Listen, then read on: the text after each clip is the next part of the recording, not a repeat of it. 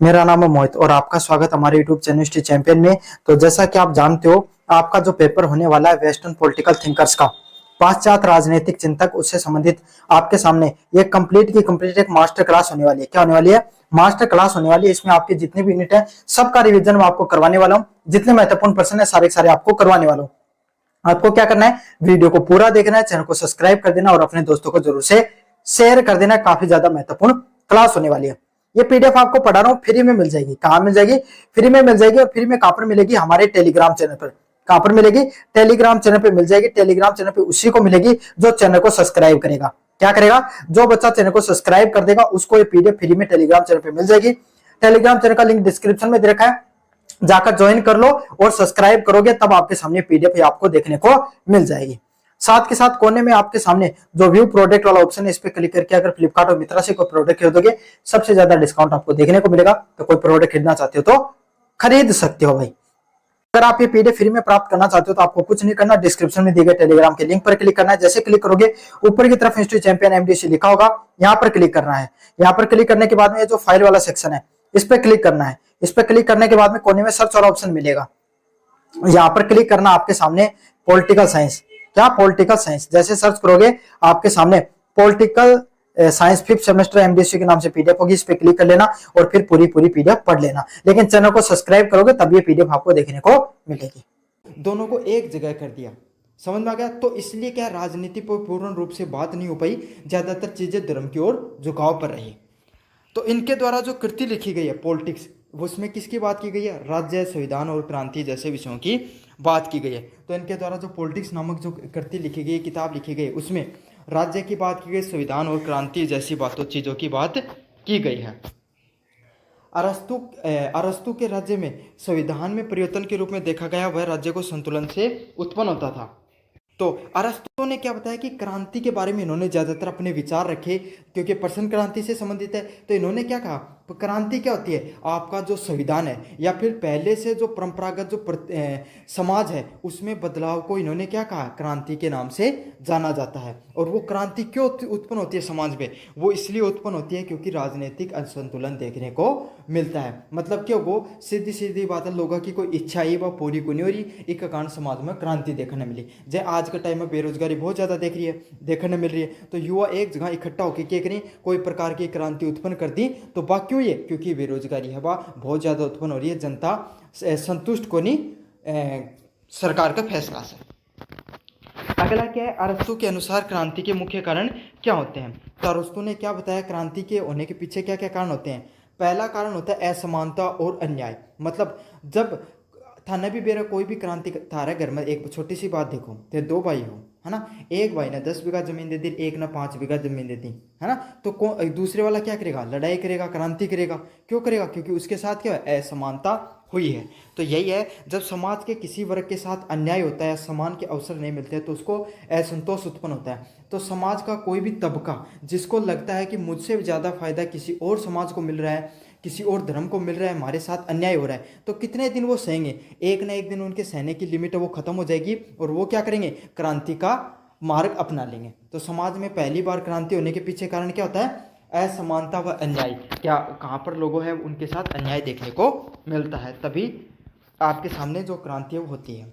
अगला क्या? संपत्ति और धन में असमानता। आपको पता है भाई, ज़्यादा आदमी ने અહીંયા महसूस हो गया कि यो आदमी काल तक मेरा बराबर था और यो मेहनत भी कौन करी, फिर भी मेरे इतना आगे निकल गो, है ना, और बहुत ज़्यादा अमीर है, यो ही सारा फायदा उठा रहा है, मैं मेहनत कर रही हूँ और फिर भी इतना ज़्यादा मन फायदा कौन मिला, तो भी क्या होगी? क्रांति देखने मिलेगी। तो अमीर और गरीब के बीच में जब खाई बढ़ती है तब सामाजिक तनाव और विद्रोह की स्थिति बनती है, क्योंकि ईर्ष्या होना किसी भी व्यक्ति का एक सामान्य मनोभाव है ना। तो यही होता है, जब अमीर और गरीब लोगों के बीच में बहुत बड़ी खाई देखने को मिल जाती है तो समाज में वो किसका रूप ले लेती है? क्रांति का रूप ले लेती है। अगला क्या? व्यक्तिगत महत्वाकांक्षा और व्यक्तिगत स्वार्थ। तो कुछ लोगों में क्या होता है, आपके सामने सत्ता पाने की तीव्र इच्छा होती है। भाई कई लोगों के कि सत्ता राजनीति मानने को बहुत चाव है और उनके लिए सबसे सरल मार्ग क्यों है? क्रांति का माध्यम से। क्रांति का माध्यम से वह क्या है? बहुत आसानी से नेता बन सके हैं। अगला क्या है? राजनीतिक भ्रष्टाचार और प्रशासनिक असमानता। तो काफ़ी बार क्या होती है शासक जो आज के समय इटली की क्रांति हो गई, फ्रांस की क्रांति हो गई, जितनी भी हमारे समाज में क्रांति देखी, चाहे चीन की क्रांति हो गई, उसमें क्या चीज़ कॉमन थी कि आपके सामने जो समाज में इतनी बड़ी क्रांति देखने को मिली? क्या चीज़ मुख्य थी? शासन वर्ग का भ्रष्ट होना। मतलब जो शासन वर्ग था उससे जो लोगों की उम्मीद थी वो लोगों को उम्मीदों को पूरा नहीं कर पा रहा था, बल्कि उम्मीद लोग हैं वो परेशानियों से गुजर रहे थे और शासक क्या कर रहा था? वहाँ पे भ्रष्टाचार में लिप्त था या भोग विलासिता में लिप्त था। उससे क्या हो गया? जनता की समस्याओं को अनदेखा कर दिया। उसने क्या किया भाई? जनता की जो समस्याएं थी उनका ध्यान नहीं रखा और वो अपने मजे में मस्त रहा। जो पीछे से जो लोग थे उसके नीचे जो काम करते थे उन्होंने खूब भ्रष्टाचार किया। तो लोगों को ये लगा कि हम तो परेशानी झेल रहे हैं और ये अपने सुख में मजे ले रहे हैं, तो इसको क्या हटा देना चाहिए। इसीलिए क्रांति समाज में देखने को मिलती है। अगला क्या? संविधान का उल्लंघन। जब संविधान में नियमों का पालन नहीं होता तो उन्हें जबरन बदला जाता है। तो जब जनता की किसी विषय पर मांग होती है और उस मांग को बदला नहीं जाता तो क्या किया जाता है आपके सामने? उसके फिर उसको बदलवाने के लिए क्या देखी जाती है? समाज में क्रांति की जाती है। और इससे क्या होता है? ये एक तरीका होता है जिससे जनता अपना असंतोष है वो व्यक्त करती है। तो यही है जब संविधान में जो नियम बनाए जाते हैं उनको सही तरीके से, व्यवस्थित तरीके से नहीं बदला जाए और तो उन्हें जनता के द्वारा जबरन रूप से बदला जाता है और इसी तरीके से जनता क्या करती है? अपना असंतोष व्यक्त करने का कार्य करती है। अगले वाला पॉइंट है जातीय व वर्ग संघर्ष। तो जातीय और वर्ग संघर्ष क्या होता है? विभिन्न जाति धर्म या वर्गों के बीच में जो संघर्ष भी क्रांति को जन्म देता है। तो अलग अलग प्रकार के जो जन्म जाति हो गए, धर्म हो गया या वर्ग हो गए, उनके बीच में अगर कोई दंगा फसाद देखने को मिल रहा है, उनके बीच में अगर कोई लड़ाई दिख रही है कोई विषय को लेकर, तब भी क्या समाज में क्रांति देखने को मिलती है। जैसे आपके सामने जो नाजियों की क्रांति, जो इजराइल और गाजा का जो युद्ध है वो इसी चीज़ पे, नस्लवाद पे ही डिपेंड करता है। समझ में आ गया ना आपको? और जो आपके सामने शिया और सुन्नी की जो लड़ाई आपको देखने को मिलती है मुस्लिम वर्ग में, वो किसके? आपके सामने धर्म, जो जाति आधारित या धर्म आधारित लड़ाई के ऊपर ये लड़ाइयाँ निर्भर करती हैं और ये दुनिया में सबसे प्रमुख लड़ाइयों में से हैं। ऐसे नहीं कि छोटी मोटी कोई वर्ग की लड़ाई है, बहुत प्रमुख रूप से आते हैं इन लड़ाइयों को। अगला क्या? क्रांति से बचने के अरस्तू के उपाय। तो राजा को क्रांतियों से बचने के लिए क्या क्या उपाय कर सकता है? पहला है मध्यम वर्ग को सशक्त बनाए। तो अरस्तु ने पहले क्या बताया कि जो मिडिल क्लास है, समाज का एक ऐसा वर्ग जो क्रांति कर सकता है, जिसके पास आगे बढ़ने की बहुत ज़्यादा संभावनाएं है लेकिन वो आगे नहीं बढ़ रहा है, जिसमें आज के समय अपना भारत में जो मध्यम वर्ग दबता जा रहा है ना, इसी तरीके से क्या बताया अरस्तु ने? अगर आपको क्रांति से बचना है तो क्या करना है? मिडिल क्लास है, मध्यम वर्ग है, उसको क्या स्थिर बनाना चाहिए और उसे क्या करना चाहिए? उसे कहा कि संतुलन इसी वर्ग से आता है। मतलब जो सबसे ज़्यादा वर्ग कौन सा होता है? मध्यम वर्ग। अमीर लोग भी बहुत कम होते हैं, गरीब लोग भी बहुत कम होते हैं, मध्य वर्ग है वो सबसे ज़्यादा देखने को मिलता है। अगर वो वर्ग सशक्त हो गया तो इससे क्या है? क्रांति आपको बहुत कम देखने को मिलेगी, क्योंकि जो आपके सामने क्रांति करने की संभावना इसी वर्ग के सबसे ज़्यादा होती है। अगला क्या? असमानता और न्याय की स्थापना। तो सभी नागरिकों के लिए समान अधिकार और न्यायपूर्ण व्यवहार सुनिश्चित किया जाना चाहिए। आपको ये प्रयास करना चाहिए कि सभी व्यक्तियों के लिए आप क्या करो? आपके जो अधिकार हैं वो सबके लिए सम्मान करो। भाई राजा उसको ऐसा होना चाहिए कि चाहे उसका बेटा हो, चाहे जनता, चाहे किसी एक आम नागरिक का बेटा हो, न्याय है वो सभी के लिए सम्मान होना चाहिए। अगर उसके बेटे ने भी गलती की है तो उसको भी सजा मिलनी चाहिए, अगर कोई एक आम व्यक्ति के बेटे ने गलती की है तो उसको भी न्याय मिलना चाहिए। तो इससे क्या जनता में एक सकारात्मक संदेश जाता है, जनता के अंदर ये पहल जाती है कि उसने तो अपने बेटे तक को नहीं बख्शा तो हमें क्यों बख्शेगा। हमें क्या रहना चाहिए? न्यायपूर्ण या उचित ढंग से कार्य करना चाहिए। इससे एक क्या है? एक तो जो समाज होता है उसमें न्याय रहता है, दूसरा जो अधिकार है वो सभी लोगों को ये महसूस नहीं हो पाता है कि हम कम है या हम ज़्यादा हैं। अगले वाला पॉइंट है कानून की पालना करना। तो शासक वर्ग को भी कानून के अधीन होना चाहिए, जहाँ कानून सर्वोच्च होता है। तो क्या है? जो शासक वर्ग होता है उसको भी क्या करना चाहिए? उसको कानून के अनुपालना करनी चाहिए। मतलब राजा है वो ऐसे नहीं है कि जनता पर तो कानून थोप दिए लेकिन खुद कानूनों को बिल्कुल भी नहीं मानता। ऐसा राजा थोड़े दिन टिकता है। राजा, अगर आप राजा हो या शासक हो तो आपको क्या करना पड़ेगा? कानून के नियमों को मानना ही पड़ेगा। आप सबसे पहले नींव डालते हो उन कानूनों की, फिर वो आगे जाकर जनता में स्थापित हो पाते हैं। अगला है क्या? संविधान की सम्मान देना। तो संविधान में बार बार परिवर्तन नहीं हो, यदि हो तो जनहित में हो। तो अगर जो संविधान में आपको अगर बदलाव करना है तो आप अपने फायदे के लिए नहीं करें। किसके लिए होने चाहिए? वो जनहित के लिए होने चाहिए। जो भी संविधान में बदलाव देखने को मिले, जो भी जनता में बदलाव देखने को मिले, वो किसके लिए हो? जनता के लिए, हित के हो। क्योंकि एक चीज़ मैं आपको बता देता हूँ, समाज में लोगों की आदत होती है, वो क्या है, बदलाव को जल्दी से सह नहीं पाते हैं। इसलिए अगर आप बदलाव करते हो संविधान में या किसी भी प्रक्रिया में, तो उसको इसीलिए करो ताकि जनता के लिए हित में हो, जनता का बहुत बड़ा वर्ग वो उस बदलाव को चाहता हो, इसलिए क्या वो सहजता से उस चीज़ को स्वीकार कर लेंगे। अगले वाला पॉइंट क्या? शिक्षा का प्रसार करना। अरस्तु ने शिक्षा को राजनीतिक अस्थिरता का माध्यम माना। शिक्षित नागरिक अपने अधिकारों कर्तव्य को बेहतर ढंग से समझते हैं। तो आपके सामने अरस्तु ने क्या कहा? अगर आपको क्रांति को स्थापित करना है तो आपको क्या करना है? शिक्षा जनता में पहुंचा देनी है। क्योंकि अगर शिक्षित व्यक्ति होंगे समाज में तो वो क्या करेंगे? वो ढोंग में या फिर कोई आदमी उनको राजनीतिक फायदे के लिए बहला फुसला नहीं सकता है। जैसे काफ़ी लोग क्या करते हैं, झूठी क्रांति की रचना कर देते हैं। इंसान, कोई शासक बढ़िया काम कर रहा है लेकिन फिर भी उसके खिलाफ राजनीतिक विरोध के लिए क्या कर लेते हैं? समाज के कुछ लोग हैं जिनको इतने ज्ञान नहीं होता है, कम शिक्षित होते हैं, उनको बहलाना फुसलाना आसान होता है, इसलिए वो क्या कर देते हैं? उन लोगों को बहला फुसलाकर क्रांति का रूप दे देते हैं। इसलिए समाज में जितने ज़्यादा शिक्षित लोग होंगे उतनी ही क्रांति क्या होगी? कम देखने को मिलती है। अगला पॉइंट क्या? शासक का नैतिक आचरण। तो शासक का नैतिक व जनसेवी होना जरूरी है। भाई नेता हो सकता है कि समाज में काफ़ी बार समय शासक का अच्छा है, बुरा है, जो वक्त है वो भी बुरा आ सकता है, अच्छा आ सकता है, लेकिन आपको घबराने की ज़रूरत नहीं है। पहली चीज़ तो ये है।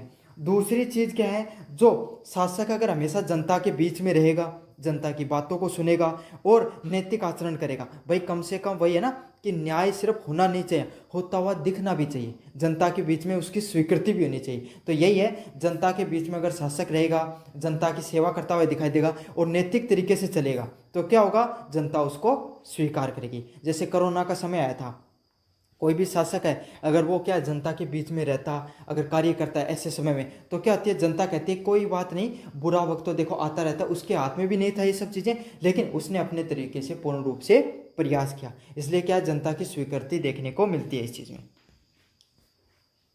निष्कर्ष की बात करें, अरस्तु ने क्रांति को राज्य का एक खतरा माना है। तो अरस्तु ने क्या कहा? क्रांति है वो एक राज्य के लिए बहुत बड़ा खतरा साबित हो सकती है और इसके कारणों को समझकर संतुलन और स्थायित्व को बढ़ावा देने का सुझाव दिया है। तो अरस्तु ने क्या क्या बताया? अरस्तु ने कहा क्रांति है वो किसी भी समाज के लिए और किसी भी राज्य के लिए एक बहुत बड़ा खतरा बन सकती है। हमें इसके कारणों को समझकर क्या करना चाहिए? इसमें संतुलन और स्थायित्व को लागू करना चाहिए। कोशिश करना चाहिए कि कोई भी शासक है उसके राज्य में कम से कम क्रांति देखने को मिले। अगर क्रांति होगी तो उसका शासन है वो डुलेगा।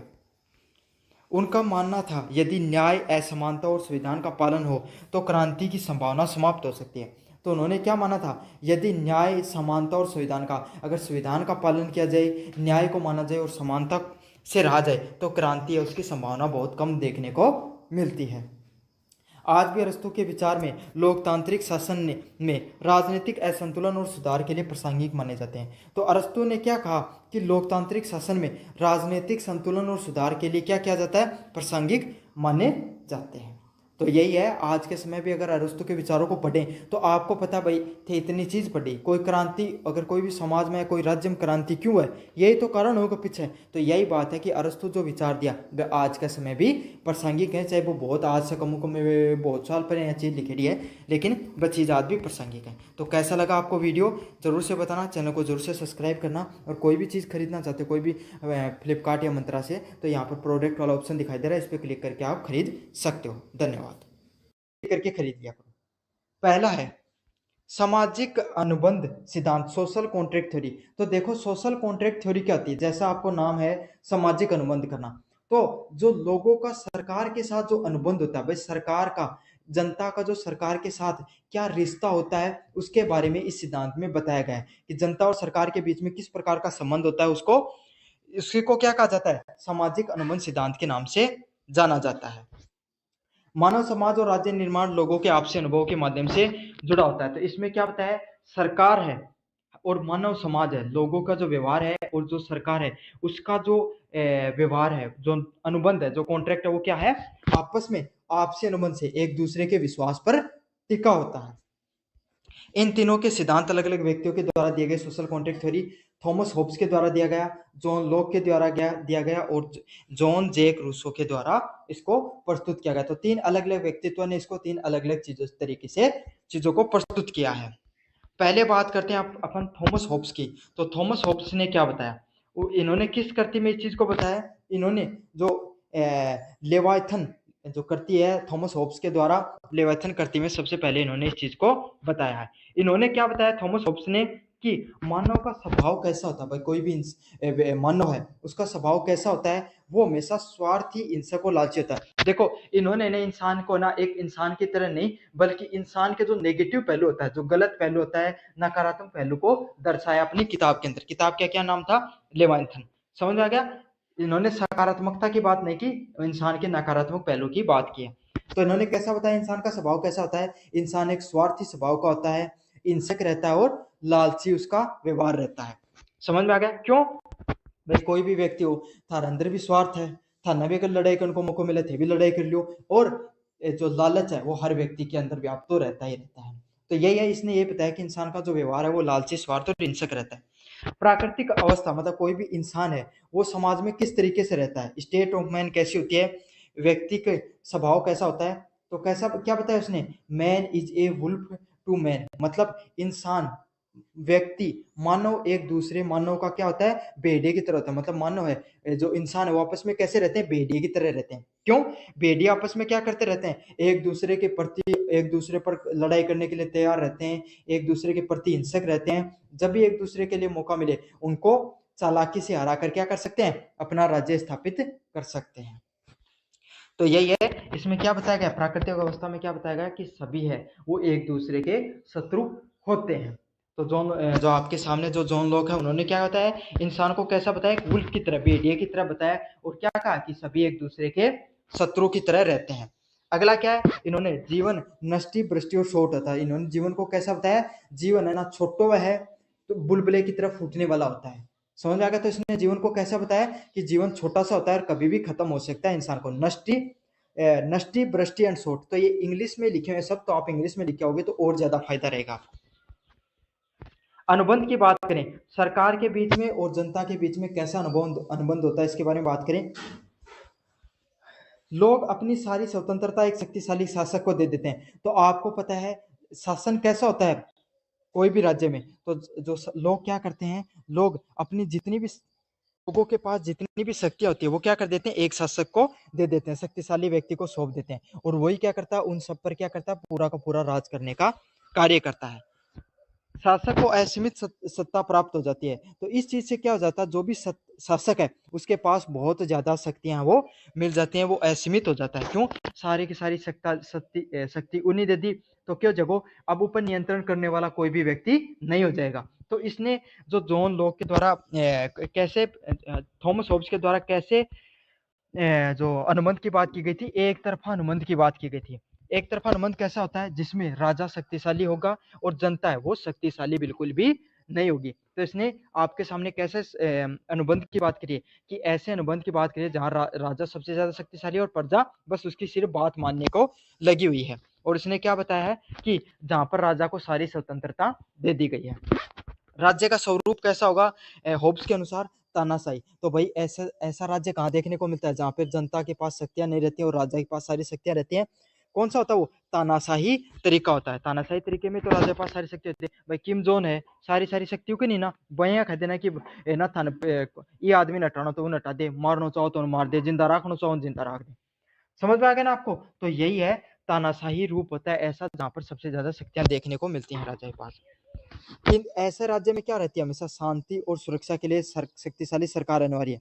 अगर कोई भी तानाशाही सरकार है तो आपको पता है, जैसे वो राजा खत्म हो जाएगा और वो राजा इतना शक्तिशाली नहीं रहेगा, तो क्या शांति और सुरक्षा के लिए आपको एक और शक्तिशाली राजा की जरूरत पड़ेगी। क्यों, जनता वो पहले से क्रांति करने के लिए तैयार रहती है। दूसरी बात इन्होंने क्या बताया, अगर समाज में शांति स्थापित करना चाहते हो तो एक ताकतवर और शक्तिशाली राजा का होना भी आवश्यक बताया। अगर नहीं होगा ऐसा तो क्या हो जाएगा, तो समाज में असुरक्षा फैल जाएगी। तो सीधी सीधी बात है, थॉमस होब के अनुसार तो जनता को कोई लेनो देनो हो ही कोई नहीं राज्य में, वो सारी शक्ति किन दी, राजा ने देती। दूसरी बात क्या है, वो इंसान का जो नेगेटिव पहलू है, नकारात्मक पहलुआ की बात करिए थॉमस होब, क्या को बतायो, हिंसक बतायो इंसान ने, कोई स्वार्थी बताया और लालची के रूप में बताया। दूसरा उसको क्या बताया, उसने बताया कि सभी लोग होते हैं वो क्या रहते हैं, एक दूसरे के शत्रु रहते हैं। तो मनुष्य ही मनुष्य का क्या रहता है, शत्रु रहता है। उसने किससे तुलना की है, एक वोल्फ की तरह, भेड़िए की रूप में इंसान की तुलना की। इसने जीवन कैसा बताया, नष्टि भ्रष्टि और सोट बताया है जीवन को। अब जॉन लॉक की बात करें, जॉन लॉक के द्वारा क्या सिद्धांत दिए गए थे, इनकी कृति का क्या नाम था, कृति का नाम था टू ट्रेटिज ऑफ गवर्नमेंट। तो दो सरकारों के बीच में संबंध नामक इन्होंने दो किताब लिखी। इन्होंने क्या बताया, मानव का स्वभाव कैसा होता है। अब संधि के कोई भी दो लोगों के बीच में संधि हो रही है, तो संधि कब होती है, जब एक दूसरा में बने जाना, तो संधि उसका है ना, यदि तो कोई कॉन्ट्रैक्ट हो उसका है। तो यही है, इन्होंने क्या बताया, मानव का स्वभाव कैसा होता है, सरकारी, विवेकशील और नैतिक होता है। कैसा होता है, इंसान वो एक दूसरे के प्रति विवेक से, संस्कारों से और सहकारी मतलब एक दूसरे के साथ संयोजन के साथ, दोस्ती के व्यवहार के साथ समाज चलता है। प्राकृतिक अवस्था की बात करें, स्वतंत्रता और समानता होती है। तो इन्होंने कैसी बात की है कि समाज में हमें क्या देखने को मिलती है, लोगों के बीच में स्वतंत्रता और समानता, लोग एक दूसरे के व्यवहार को सम्मान करते हैं, एक दूसरे को स्वतंत्रता प्रदान करते हैं। लेकिन न्याय की रक्षा के लिए सरकार की आवश्यकता है। तो इसने क्या कहा है कि जनता वो एक दूसरे के साथ सही तो रहती है, समानता भी देखने को मिलती है, स्वतंत्रता भी देखने को मिलती है, लेकिन अगर समाज में आपको न्याय चाहिए तो सरकार का होना भी बहुत ज्यादा आवश्यक। अगर सरकार नहीं होगी तो आपको कहीं ना कहीं अराजकता, अन्याय और आपको क्या है, एक दूसरे के प्रति कटु व्यवहार भी देखने को मिल सकता है। अनुबंध की बातें करें, कुछ लोग अधिकार त्यागते हैं न्याय करने के लिए। कुछ लोग क्या है, अपने अधिकारों को अपने अधिकारों को त्याग कर किसी को दे देते हैं, सरकार को दे देते हैं, ताकि क्या हो जाए, ताकि जो और जनता उसके साथ न्याय हो सके। जैसे एक बात बताओ, आपके पास है ना, आपके पास आप महीने के 35 लाख रुपए कमाते हो और सरकार पे आपको 30% क्या लेती है, आपसे इनकम टैक्स लेती है। तो आपने क्या किया भैया, आप मेहनत करके आपने कमाया पैसा, तो लेकिन आप क्यों दो सरकार को, तो क्यों देना, क्योंकि आप क्या कर सकते हो, कुछ अपने अधिकारों को त्याग कर, जो और जनता है जो उन पैसे को नहीं कमा पा रही है, जो इतनी काबिल नहीं है, ईश्वर ने उसको इतना देनदारी नहीं दी है, तो उसको क्या, उसको सरकार वो अपने पास लेकर उन जन कल्याण के लिए उस पैसे को लगा सके। समझ में आ गया आपको, ये नियम ये बात कहता है। सरकार जनता की सहमति से बनती है। तो इन्होंने क्या माना है, इन्होंने होब्स के विपरीत अपने विचार रखे। इन्होंने क्या कहा, जनता जो सरकार है वो कैसे बनती है, सरकार है वो जनता की सहमति से बनती है। तो सरकार बनाने के लिए आपको सबसे जरूरी पहलू क्या है, आपको जो जनता है उसकी सहमति होना बहुत ज्यादा जरूरी है। दूसरा क्या है, जो संबंध जनता और सरकार के बीच में कैसा संबंध देखने को मिलता है, द्विपक्षीय संबंध वो देखने को मिलता है, टू साइडेड, मतलब एक तरफा सिस्टम नहीं हो सकता, दोनों तरफ से आपके बीच में लोगों में क्या होना पड़, क्या होता है, दोनों तरफ से लोगों के बीच में सहमति होना बहुत ज्यादा आवश्यक होता है। समझ में आ गया आपको अच्छे से, मतलब लोकतांत्रिक सरकार की इन्होंने बात की, दो तरफा व्यवहार वहीं तो होता है जनता और सरकार के बीच में।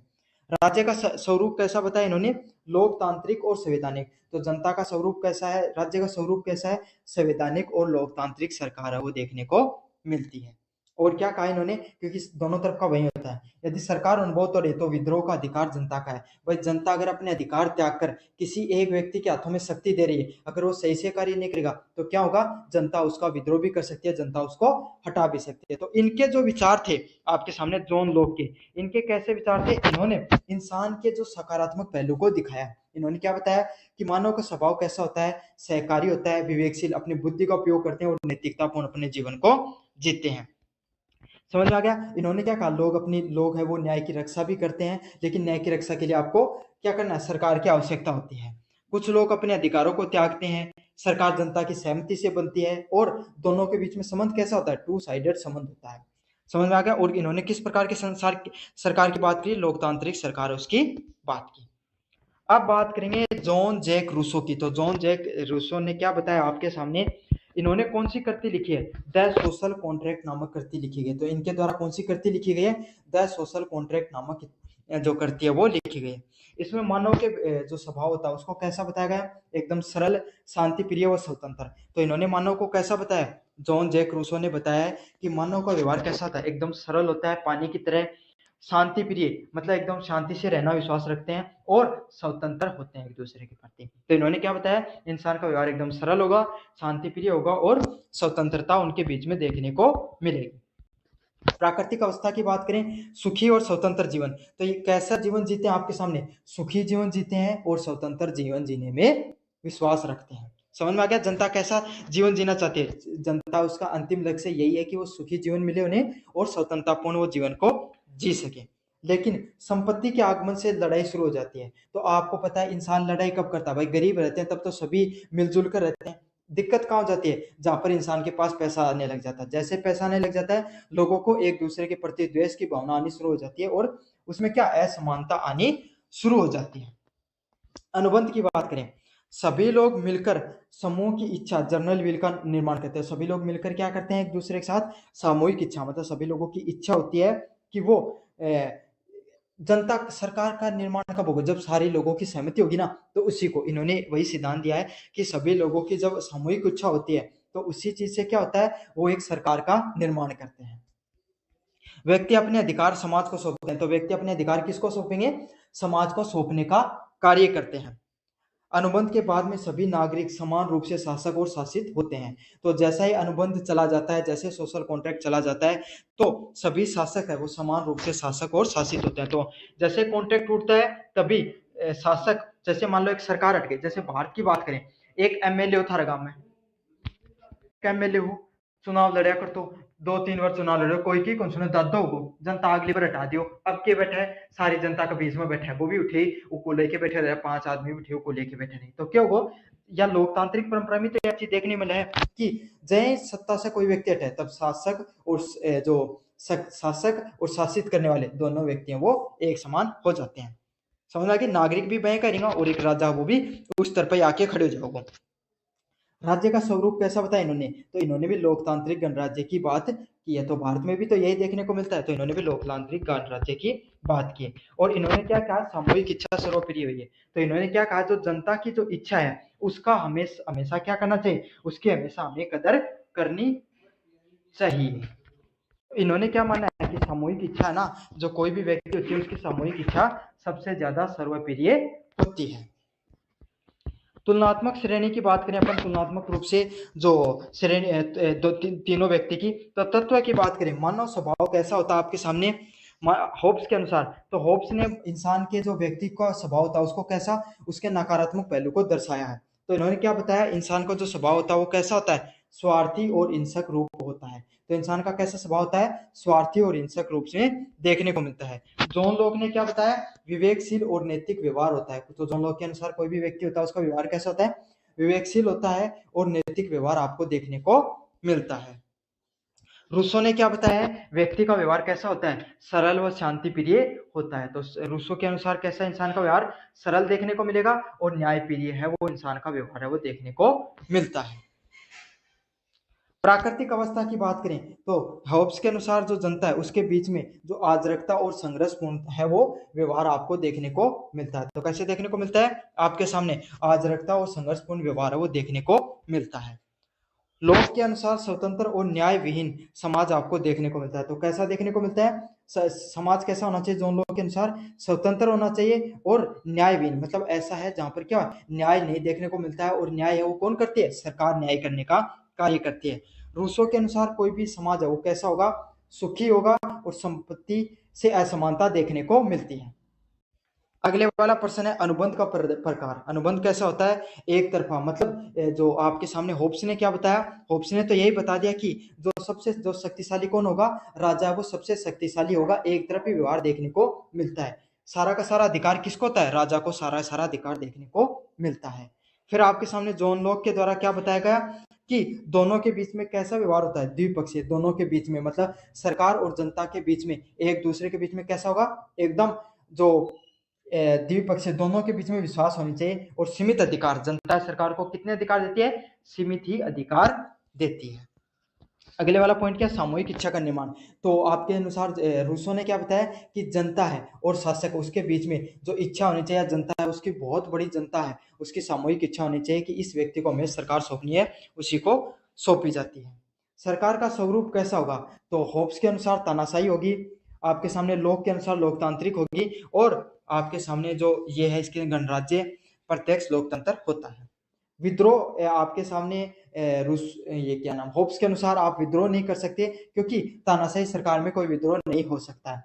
होब्स और रूसो के अनुसार आपके जो लोक और रूसों के अनुसार विद्रोह हो सकता है, क्योंकि इनकी सरकार कैसे है, लोकतांत्रिक, और लोकतांत्रिक सरकार में विद्रोह देखने को मिलता है।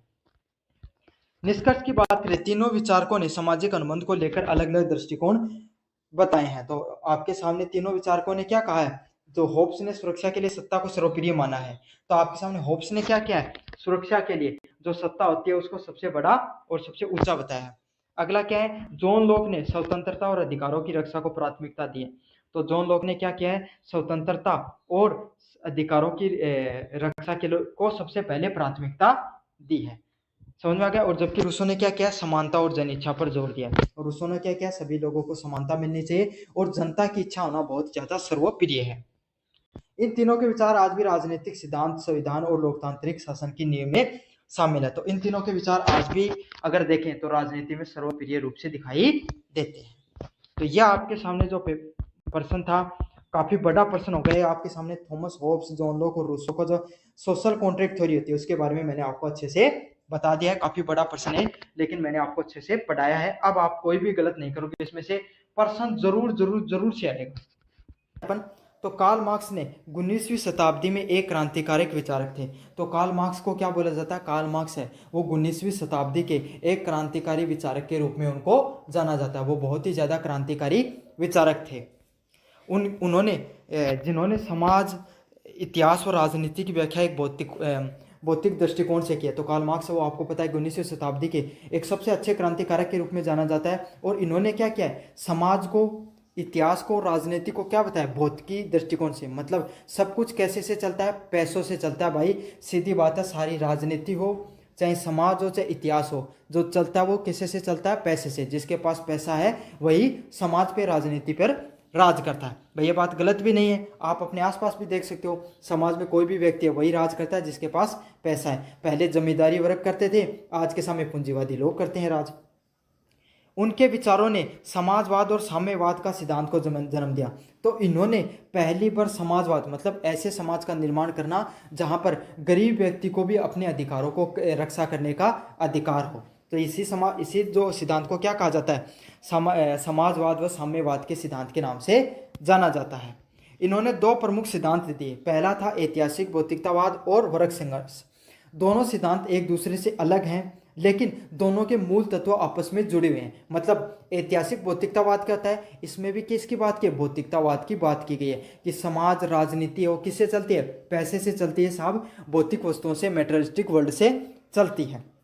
सिर्फ दिखाने की बातें हैं, बाकी असलियत यही है कि पैसे से ही सब कुछ होता है। वर्ग संघर्ष क्या बताया, इन्होंने बताया इस जो पूंजीवादी, इसी भौतिकतावाद के वजह से समाज के अंदर एक संघर्ष का उत्पन्न होता है, उसी को जो किसमें, शोषित और शोषण वर्ग में, उसके वजह से जो संघर्ष देखने को मिलता है उसी को इन्होंने किस रूप में बताया, वर्ग संघर्ष के रूप में बताया है।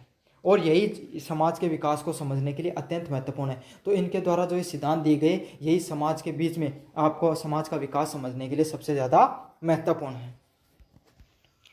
पहला पॉइंट है ऐतिहासिक भौतिकतावाद। तो ये सिद्धांत हमें यह बताता है कि इतिहास का विकास आर्थिक कारणों पर निर्भर करता है।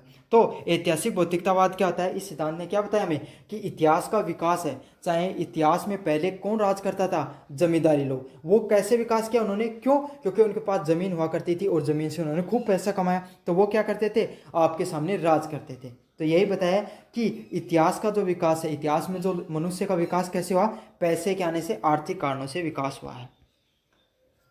समाज की संरचना और विकास का आधार उनकी भौतिक अवस्थाओं से होता है, जैसे उत्पादन के साधन और उत्पादन का संबंध। तो इन्होंने क्या बताया, समाज की संरचना, जो समाज है उसकी संरचना और विकास। भाई समाज है उसका विकास धीरे धीरे क्या, पहले एक बात सोचो, पहले आज से थारे दादा परदादन पूछो कि उनका पहले है का घर हाँ कि जाए का आज को नहीं आना। आज आप जितनी शिक्षा प्राप्त करें उन छोड़ो थे, आज भारत है, भारत देश धीरे धीरे आगे बढ़ते जा रहे। भारत की सारा बात देश लोग बात सुनी, क्यों सुनी कि आप धीरे धीरे आगे बढ़ता जा रहे हैं, अपने पास पीछो आते जा रहे हैं। तो विकसित अमेरिका को पूरी दुनिया पर आज क्यों करे, क्योंकि उनके पास सबसे ज्यादा पैसों दिखने मिला है। तो यही है जिसके पास जो समाज का विकास किस आधार पे होता है, भौतिक अवस्था या पैसों के आधार पे होता है।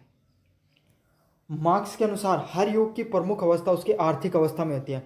तो कार्ल मार्क्स ने क्या बताया, चाहे कोई सा भी युग मान लो, है ना, उस चाहे आपके सामने सतयुग से लेकर कलयुग तक क्या देखने को मिल रहा है, हर युग में। वो तो मैं खैर आपको एक मतलब उदाहरण में देके बता रहा हूँ। लेकिन हर युग में आपको जो प्रमुख विशेषता है वो क्या, आर्थिक अवस्था है। जैसे सामंती, पहले क्या सामंती लोग हुआ करते थे, फिर पूंजीवादी समाज देखने को मिलता है। सामंती लोग कौन हुआ करते थे, जमींदार लोगों को बोला जाता है, जिनके पास जमीन हुआ करती थी, उन्होंने समाज पे राज किया, है ना, उन्हीं की पहले लोग बात सुना करते थे। अब पूंजीवादी बिजनेसवादी लोग, इंडस्ट्री रिवोल्यूशन आने के बाद में, औद्योगिक क्रांति आने के बाद में कौन पनपे, उद्योगपति हैं, पूंजीवादी लोग हैं, वो पनपे हैं। तो आज समाज उनके आधार पे चलता है। तो कार्ल मार्क्स ने यही बताया कि हर युग में जो आर्थिक अवस्था या आर्थिक पैसे के आधार पर ही समाज चलता है।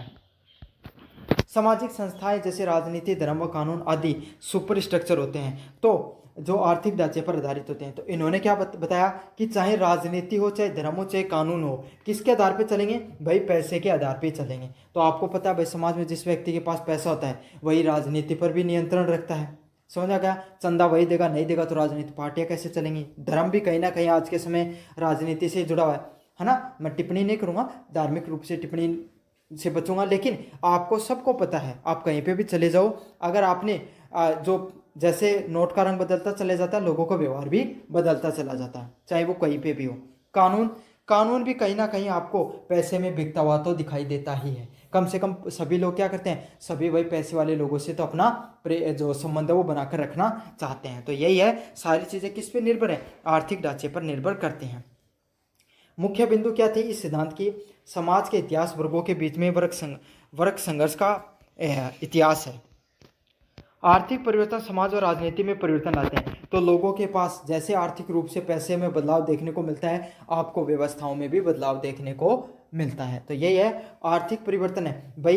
कोई आदमी का ध्यान, समाज में देख लो, 2 रुपया जो पा देख पलिया भाई साहब, जो आदमी सिर्फ रोटी के लिए तरसा करते हो, वो क्या की बात करना लग जाओ, राजनीति की बात करना लग जाओ, वो आगे बढ़ने, क्योंकि विचार ही बदल जाएगा। तो यही है, सामाजिक और राजनीतिक परिवर्तन कब आता है, जब इंसान के पास आर्थिक परिवर्तन देखने को मिलता है। वर्ग संघर्ष, कार्ल मार्क्स के अनुसार समाज सदा 2 वर्गों में विभाजित रहा है। तो वर्ग संघर्ष क्या है, इन्होंने 2 वर्ग बताए, शोषण वर्ग और शोषित वर्ग। शोषण वर्ग क्या, कौन से होते हैं, शोषण वर्ग वो होते हैं जिनके पास उत्पादन करने के साधन होते हैं। जैसे एक आपको छोटा सा उदाहरण बताऊं, आप कोई एक व्यक्ति है, वो कहाँ पर काम करता है, एक अपना जो एक कपड़े की दुकान है उसके अंदर काम करता है। तो उसके अंदर 2 व्यक्ति हैं, एक तो जो उसका मालिक है कपड़े की दुकान का, और दूसरा कौन है, उसके अंदर जो काम करने वाला व्यक्ति है वो है। तो अब क्या करेगा, जो उसका मालिक है वो हमेशा क्या सोचेगा कि इस व्यक्ति से ज़्यादा काम करवाया जा सके, ताकि मैं ज़्यादा से ज़्यादा पैसा कमा सकूं। समझ में आ गया। तो इसमें जो कार्ल मार्क्स ने क्या बताया, जो मालिक है वो क्या है, शोषक है, जो क्या करता है, हमेशा उसके पास उत्पादन करने का मतलब पैसे कमाने के साधन है। और शोषित वर्ग क्या है, जो श्रम करके अपना क्या करता है, उत्पादन करता है। समझ में आ गया आपके सामने, जो काम कर रहा है वो कौन है, शोषित वर्ग में, और जो काम करवा रहा है वो कौन होता है, शोषक वर्ग में, उसको बताया है। उदाहरण के लिए सामंती युग में जमींदार, नवाब, किसान। तो ये क्या बता, देखो मैं एक छोटे से उदाहरण से समझाऊं आपको। जो दुकान में काम करने वाला था उसके क्या ज़्यादा से ज़्यादा संघर्ष, ज़्यादा ये जो मालिक है वो क्या सोचेगा, ज़्यादा से ज़्यादा काम करवाने का प्रयास करेगा, और क्या हो, ताकि वो ज़्यादा से ज़्यादा मुनाफा कमा सके। अब इन्हीं के बीच में हमेशा ये संघर्ष चलता रहेगा। उसका जो काम करने वाला व्यक्ति ऐसे सोचेगा कहीं मुझे थोड़ा सा कम काम करने को मिले, और जो काम करवाने वाला है जो वो क्या सोचेगा, ज़्यादा से ज़्यादा काम करवाया जा सके। तो इसी के बीच में, दोनों के बीच में संघर्ष चलता रहता है। इसी को क्या नाम दिया, वर्ग संघर्ष के नाम से दिया है इनके द्वारा, कार्ल मार्क्स के द्वारा। और इन्होंने क्या कहा है, जो मजदूर वर्ग होता है अगर वो संगठित होकर क्रांति करे तो क्या हो सकता है, उसको इस परंपरा से, ये जो आपकी पूंजीवादी व्यवस्था, इससे मुक्ति मिल सकती है। समझ में आ गया। तो इन्होंने वर्ग संघर्ष के अलग अलग उदाहरण भी दिए थे। जैसे सामंती युग हुआ करता था, उस समय क्या, जमींदार और किसान वो आपस में क्या करते थे, उनके बीच में संघर्ष देखने को मिलता था। अब पूंजीवादी युग है, पैसे वाला युग है, तब पूंजीवादी बोर्गोसिस और मजदूर प्रोलेटरिस्ट है, इनके दोनों के बीच में संघर्ष देखने को मिलता है। तो ये पहले भी संघर्ष देखने को मिलता था, आज भी वो संघर्ष वैसा का वैसा ही है। वर्ग संघर्ष का परिणति क्रांति से होती है। तो वर्ग संघर्ष की शुरुआत कहाँ से होती है, क्रांति से होती है। मजदूर वर्ग एक न एक दिन पूंजीवादी शोषण को समाप्त करके वर्गहीन समाज की स्थापना करता है। तो यही बात मैंने बताई ना कि वो किसकी बात करते थे कि समाज में क्रांति करनी चाहिए मजदूरों को इकट्ठा होकर, ताकि क्या हो सके, इस चीज़ से आपके सामने जो पूंजीवादी वर्ग है उसका शोषण समाप्त हो सके, और वर्गहीन समाज है, क्लासलेस सोसाइटी, उसकी स्थापना हो सके। लोकतंत्र और समाज में परिवर्तन का योगदान। तो तो मार्क्स का विश्वास था केवल राजनीतिक परिवर्तन ही नहीं बल्कि आर्थिक संरचना में बदलाव ही सच्चा परिवर्तन होता है। तो कार्ल मार्क्स ने क्या बताया कि जो राजनीति होती है उसमें सिर्फ परिवर्तन है, उसी से कुछ नहीं हो सकता, बल्कि आर्थिक संरचनाओं में भी बदलाव बहुत ज़्यादा जरूरी होता है। उनकी विचारधारा से रूस, चीन, क्यूबा आदि में क्रांति को प्रेरित किया। तो इनके जो विचार थे, इन्होंने क्या किया, रूस हो गया, चीन हो गया और क्रांति क्यूबा जैसे देश हैं, वहाँ पर क्या होते थे, पूंजीवादी लोगों ने पूर्ण रूप से जो मजदूर वर्ग था उनको क्या कर रखा था, उन पे कब्जा कर रखा था। तो इस चीज़ को इन्होंने, इनके जो विचार थे, मजदूरों को इन्होंने इकट्ठा किया। मजदूरों के मसीहा के रूप में भी कार्ल मार्क्स को जाना जाता है।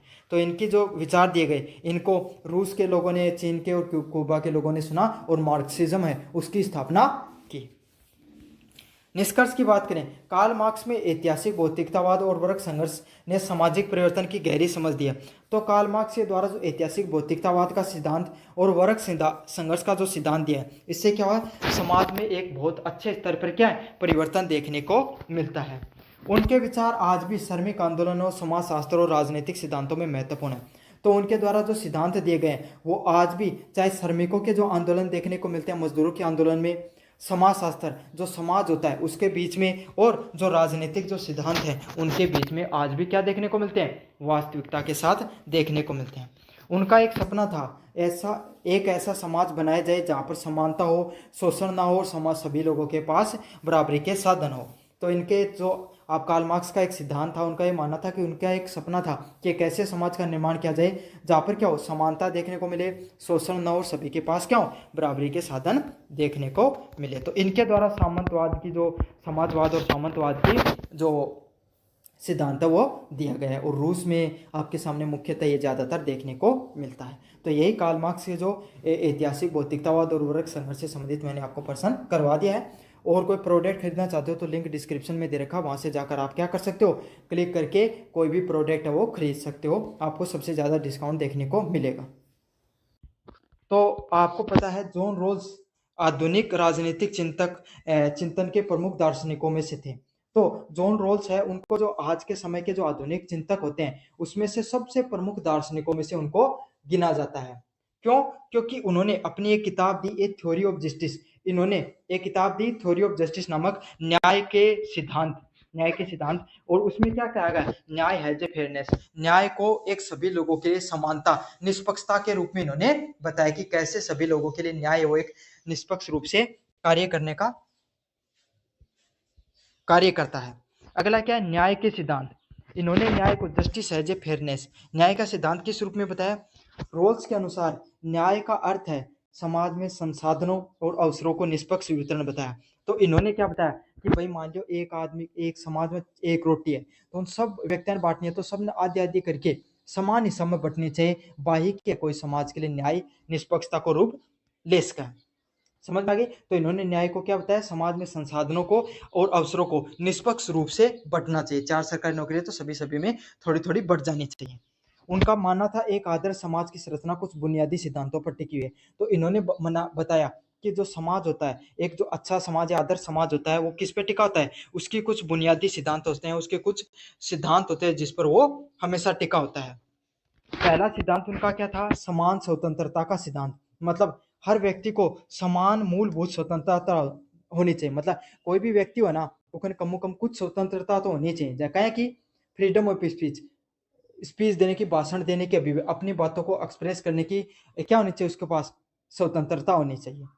किसी भी अपना जो जिस धर्म को वो मानता है उसको अपनाने की उसके पास स्वतंत्रता होनी चाहिए। अगला क्या है, कॉन्शियसनेस, अपनी बुद्धि से फैसले लेने की उसके पास क्या होनी चाहिए, स्वतंत्रता होनी चाहिए। तो अहिया को नहीं कि कोई आदमी ने जबरदस्ती कोई धर्म अपनाया जा रहा है, उनको एक दबाव में कोई फैसला लेना पड़ रहे हैं, और अपना बुद्धि जानबूझ के कोई दबाव में कोई भी प्रकार का फैसला लेना पड़ रहा है, इस प्रकार को समाज में नहीं देखने मिलना चाहिए। न्याय वही है जब आपको किसी भी व्यक्ति को बोलने के अभिव्यक्ति, मतलब भाषण देने की अभिव्यक्ति, धर्म अपनाने की अभिव्यक्ति और अपने फैसले लेने की अभिव्यक्ति है, तभी वो क्या कर सकता है, तभी वो समान स्वतंत्रता का सिद्धांत उस पर लागू होता है। दूसरा सिद्धांत क्या दिया था, डिफरेंस प्रिंसिपल, इन्होंने क्या बताया था, सामाजिक व आर्थिक असमानताएं केवल तभी न्याय संगत हो, मतलब समाज में थोड़ी बहुत असमानता तो देखने मिलेंगे, कोई अमीर होगा कोई गरीब होगा, वो कद देखने मिलेंगे, यदि समाज का सबसे कमजोर वर्ग के हितों में हो, तो असमानता का देखने मिल जाएंगे। देखो क्या कर रखा है सरकार, क्या कर रही है सरकार, आपके सामने 5 किलो गेहूं है वो देवा है, लेकिन किन देवा है हुन लोगों का जनकन के है वह मतलब जमीन को नहीं या फिर जन लोगों जरूरत हुन दे रही है। तो क्या है कि समाज को हर वर्ग है इस चीज से परेशानी को नहीं कि कोई बात को नहीं, आपा इतना पैसा कमा रहे हैं, आपा सक्षम उन लोगों को चीज मिल जाए तो भी कोई दिक्कत को नहीं। तो असमान आर्थिक रूप से असमानताएं हो, लेकिन किसके लिए होनी चाहिए वो चीजें, वो फायदेमंद किसके लिए होनी चाहिए सरकार की तरफ से, उन लोगों के लिए होनी चाहिए जो वर्ग का, जो हमारे समाज का सबसे कमजोर वर्ग है। समझ में आ गया आपको। अगले वाला पॉइंट है अज्ञान का आवरण, वेल ऑफ इग्नोरेंस। तो जॉन रॉल्स ने एक सबसे अच्छा सिद्धांत दिया। इन्होंने क्या सिद्धांत दिया, एक काल्पनिक समाज को बनाने का प्रयास किया, एक ऐसे समाज को बनाने का प्रयास किया जिसको क्या बोला जाता है, मूल स्थिति कहा जाता है। मतलब जटे कहीं मूल स्थिति के जहाँ आदमी पैदा होना जब कहीं की स्थिति में रहे, हर व्यक्ति एक जय करी, मतलब एक हॉस्पिटल में 5 बच्चे जन्म लेते हैं, तो जैसे वो बेड पर सोए हुए रहते हैं, पांचों के पास बराबर अधिकार रहते हैं।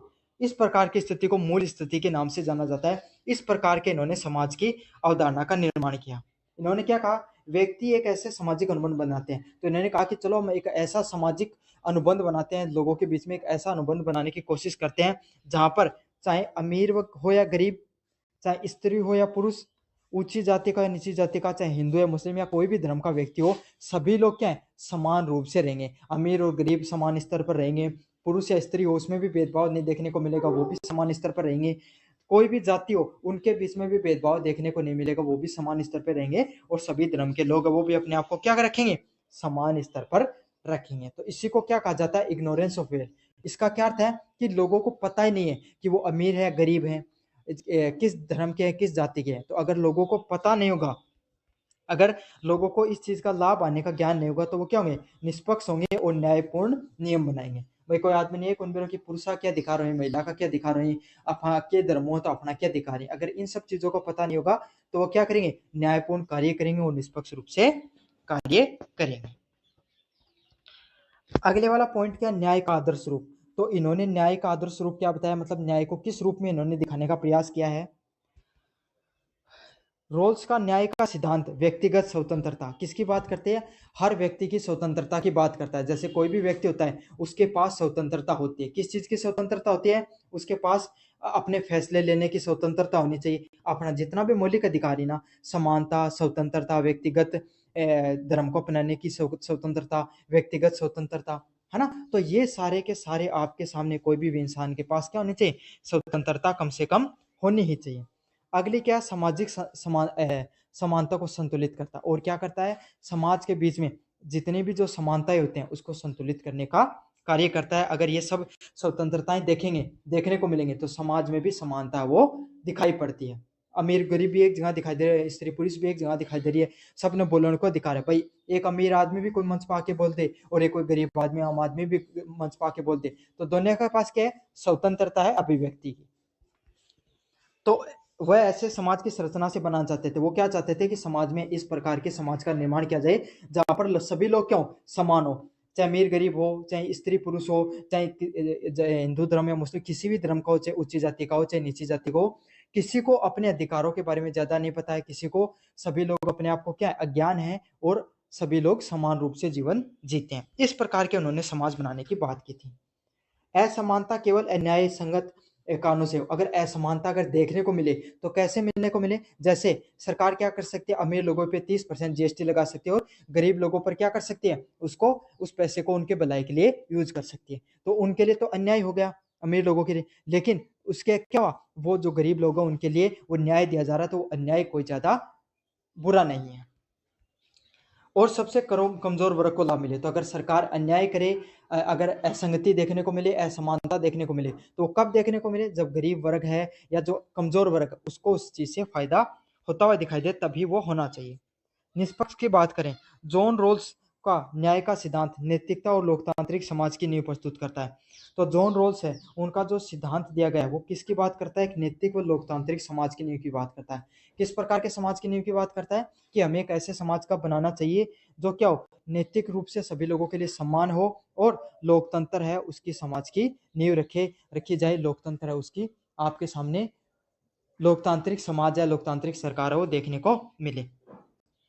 उनका अज्ञान का आवरण ये सुनिश्चित करता है, उनके द्वारा जो अज्ञानता का जो पाठ पढ़ाया गया जनता को, वो क्या दिखाता है, वे नियम बनाते समय व्यक्ति अपनी निजी हितों को ध्यान में रखकर निष्पक्षता को प्राथमिकता दे। मतलब लोग अपने आप को भूल जाएं जब कोई भी समाज में कानून बनाए, नियम बनाए कि वो किस जाति से हैं, किस धर्म से हैं, किस समाज से हैं, उच्च जाति के हैं, नीची जाति के, अमीर हैं, गरीब हैं, इन सब चीज़ों को अगर भूलकर वो अगर न्याय के निर्माण करेंगे तो इससे क्या होगा, सभी लोगों के लिए निष्पक्षता वो दिखाई देगी। और उनके यही विचार क्या बनाते हैं, आधुनिक लोकतंत्र के संविधान की जो संरचना उसके प्रेरणा स्रोत रहे हैं। तो इसी जो आपके सामने पता है इन्होंने किसकी बात की थी, इनडायरेक्टली इन्होंने मौलिक अधिकारों की बात की है। तो इसी प्रकार का जो समाज है उसकी जो उसमें जो हमारा लोकतांत्रिक समाज है उसमें लोकतंत्र और संविधान निर्माण करने की जो बातें हैं तो पहले कुछ प्राथमिक विचारकों में से ये रहे जिन्होंने संविधान और लोकतंत्र की अप्रत्यक्ष रूप से बात करी। तो यही कौन आपके सामने, यही जॉन लॉक्स का जो न्याय का सिद्धांत है उस और उनके अज्ञान के आवरण का सिद्धांत देखने को मिलता है। समझ में आ गया होगा मुझे उम्मीद है आपसे। तो अगर आप कोई भी प्रोडक्ट खरीदना चाहते हो तो वही लिंक बने या प्रोडक्ट वाले लिंक पे क्लिक करके खरीद सकते हो। धन्यवाद। तो मेरा नाम है मोहित और आपका स्वागत है हमारे यूट्यूब चैनल स्टेज चैंपियन में। तो जैसा कि आप जानते हो आपका जो पेपर होने वाला है वेस्टर्न पॉलिटिकल थॉट का पाश्चात्य राजनीतिक चिंतन, उससे संबंधित पश्चिमी राजनीतिक चिंतन, वो एक ही बात है। उससे संबंधित आपके सामने जितने भी वेरी शॉर्ट टाइप क्वेश्चन होने वाले, वेरी शॉर्ट टाइप क्वेश्चन मतलब जो अति लघुतरात्मक प्रश्न आपको देखने को मिलते हैं सारे के सारे मैं आपको करवाने वाला हूँ। बाकी के जो लंबे वाले प्रश्न होते हैं लॉन्ग टाइप क्वेश्चन वो मैंने करवा दिए हैं। अब आपके सामने अपन बात करेंगे वेरी शॉर्ट टाइप क्वेश्चन की। तो चलो शुरू करते हैं वीडियो को। इससे पहले आपको क्या करना है, ये पीडीएफ है वो आपको टेलीग्राम पे मिल जाएगी।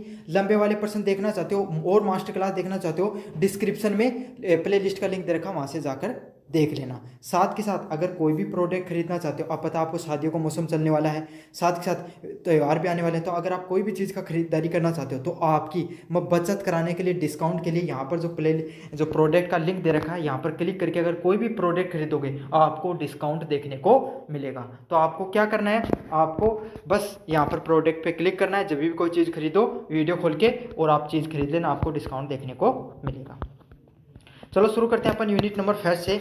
प्लेटो के अनुसार न्याय क्या है, न्याय क्या है। तो प्लेटो ने क्या बताया कि न्याय क्या है वास्तविकता में, तो प्रत्येक वर्ग द्वारा अपने कार्य का पालन करना ही न्याय है। मतलब हर व्यक्ति, जैसे राजा है वो क्या करेगा, प्रजा के पालन करेगा, मंत्रिमंडल क्या करेगा, राजा के जो जितने भी कार्य होते हैं उसमें सहायता करेगा।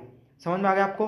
फिर प्रजा क्या करेगी, राजा के कार्य करे उसमें सहयोग करेगी, अपना अपना जो कार्य होता है वो करेगा। तो समाज का हर व्यक्ति है वो अपना अपना कार्य करेगा, वही क्या होगा, आपके सामने न्याय होता है। यहाँ या तो एक टेक्निकल भाषा है, लेकिन अब था समझो एक प्लेटो के अनुसार। प्लेटो यह बात कही कि जो थे वीडियो देख रहे हो ना, जो थे पढ़ाई करोगा ना वही न्याय है। समझा कि के साथ थारा माता पिता के साथ और खुद के साथ न्याय है। पढ़ाई लिखाई करोगा, जीवन में आगे बढ़ोगा, जीवन में सक्सेस होगा, थारा माता पिता खुश होंगे, समाज खुश होगा और थे खुद भी आगे बढ़ोगा। तो यही क्या है, न्याय कहलाए वो प्लेटो के अनुसार। प्लेटो की पुस्तक द रिपब्लिक का मुख्य उद्देश्य क्या होता है, तो प्लेटो की जो पुस्तक है द रिपब्लिक, इसका क्या अर्थ है, आदर्श राज्य की स्थापना करना। मतलब एक ऐसे राज्य की स्थापना करना जहाँ पर सभी व्यक्ति हैं वो खुशहाल रहें, एकदम खुशहाल चंगा मंगा, एकदम बढ़िया सोएं, बढ़िया खावें, बढ़िया पीवें, स्वस्थ हैं, हर व्यक्ति अपना जीवन में खुशहाली के साथ जी रहे हैं। तो यही है प्लेटो ने द रिपब्लिक किताब निकाली। उसका क्या सिद्धांत था कि आदर्श राज्य की स्थापना करना।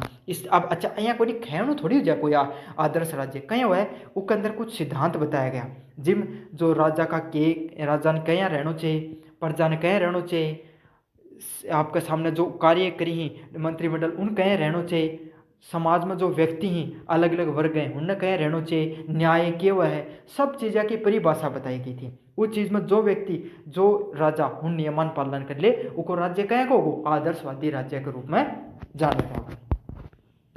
प्लेटो के अनुसार दार्शनिक राजा का क्या अर्थ होता है, तो प्लेटो ने क्या बताया, ऐसा व्यक्ति जो दार्शनिक राजा कौन होता है, जो वह शासक जो ज्ञानवान हो और नैतिक हो।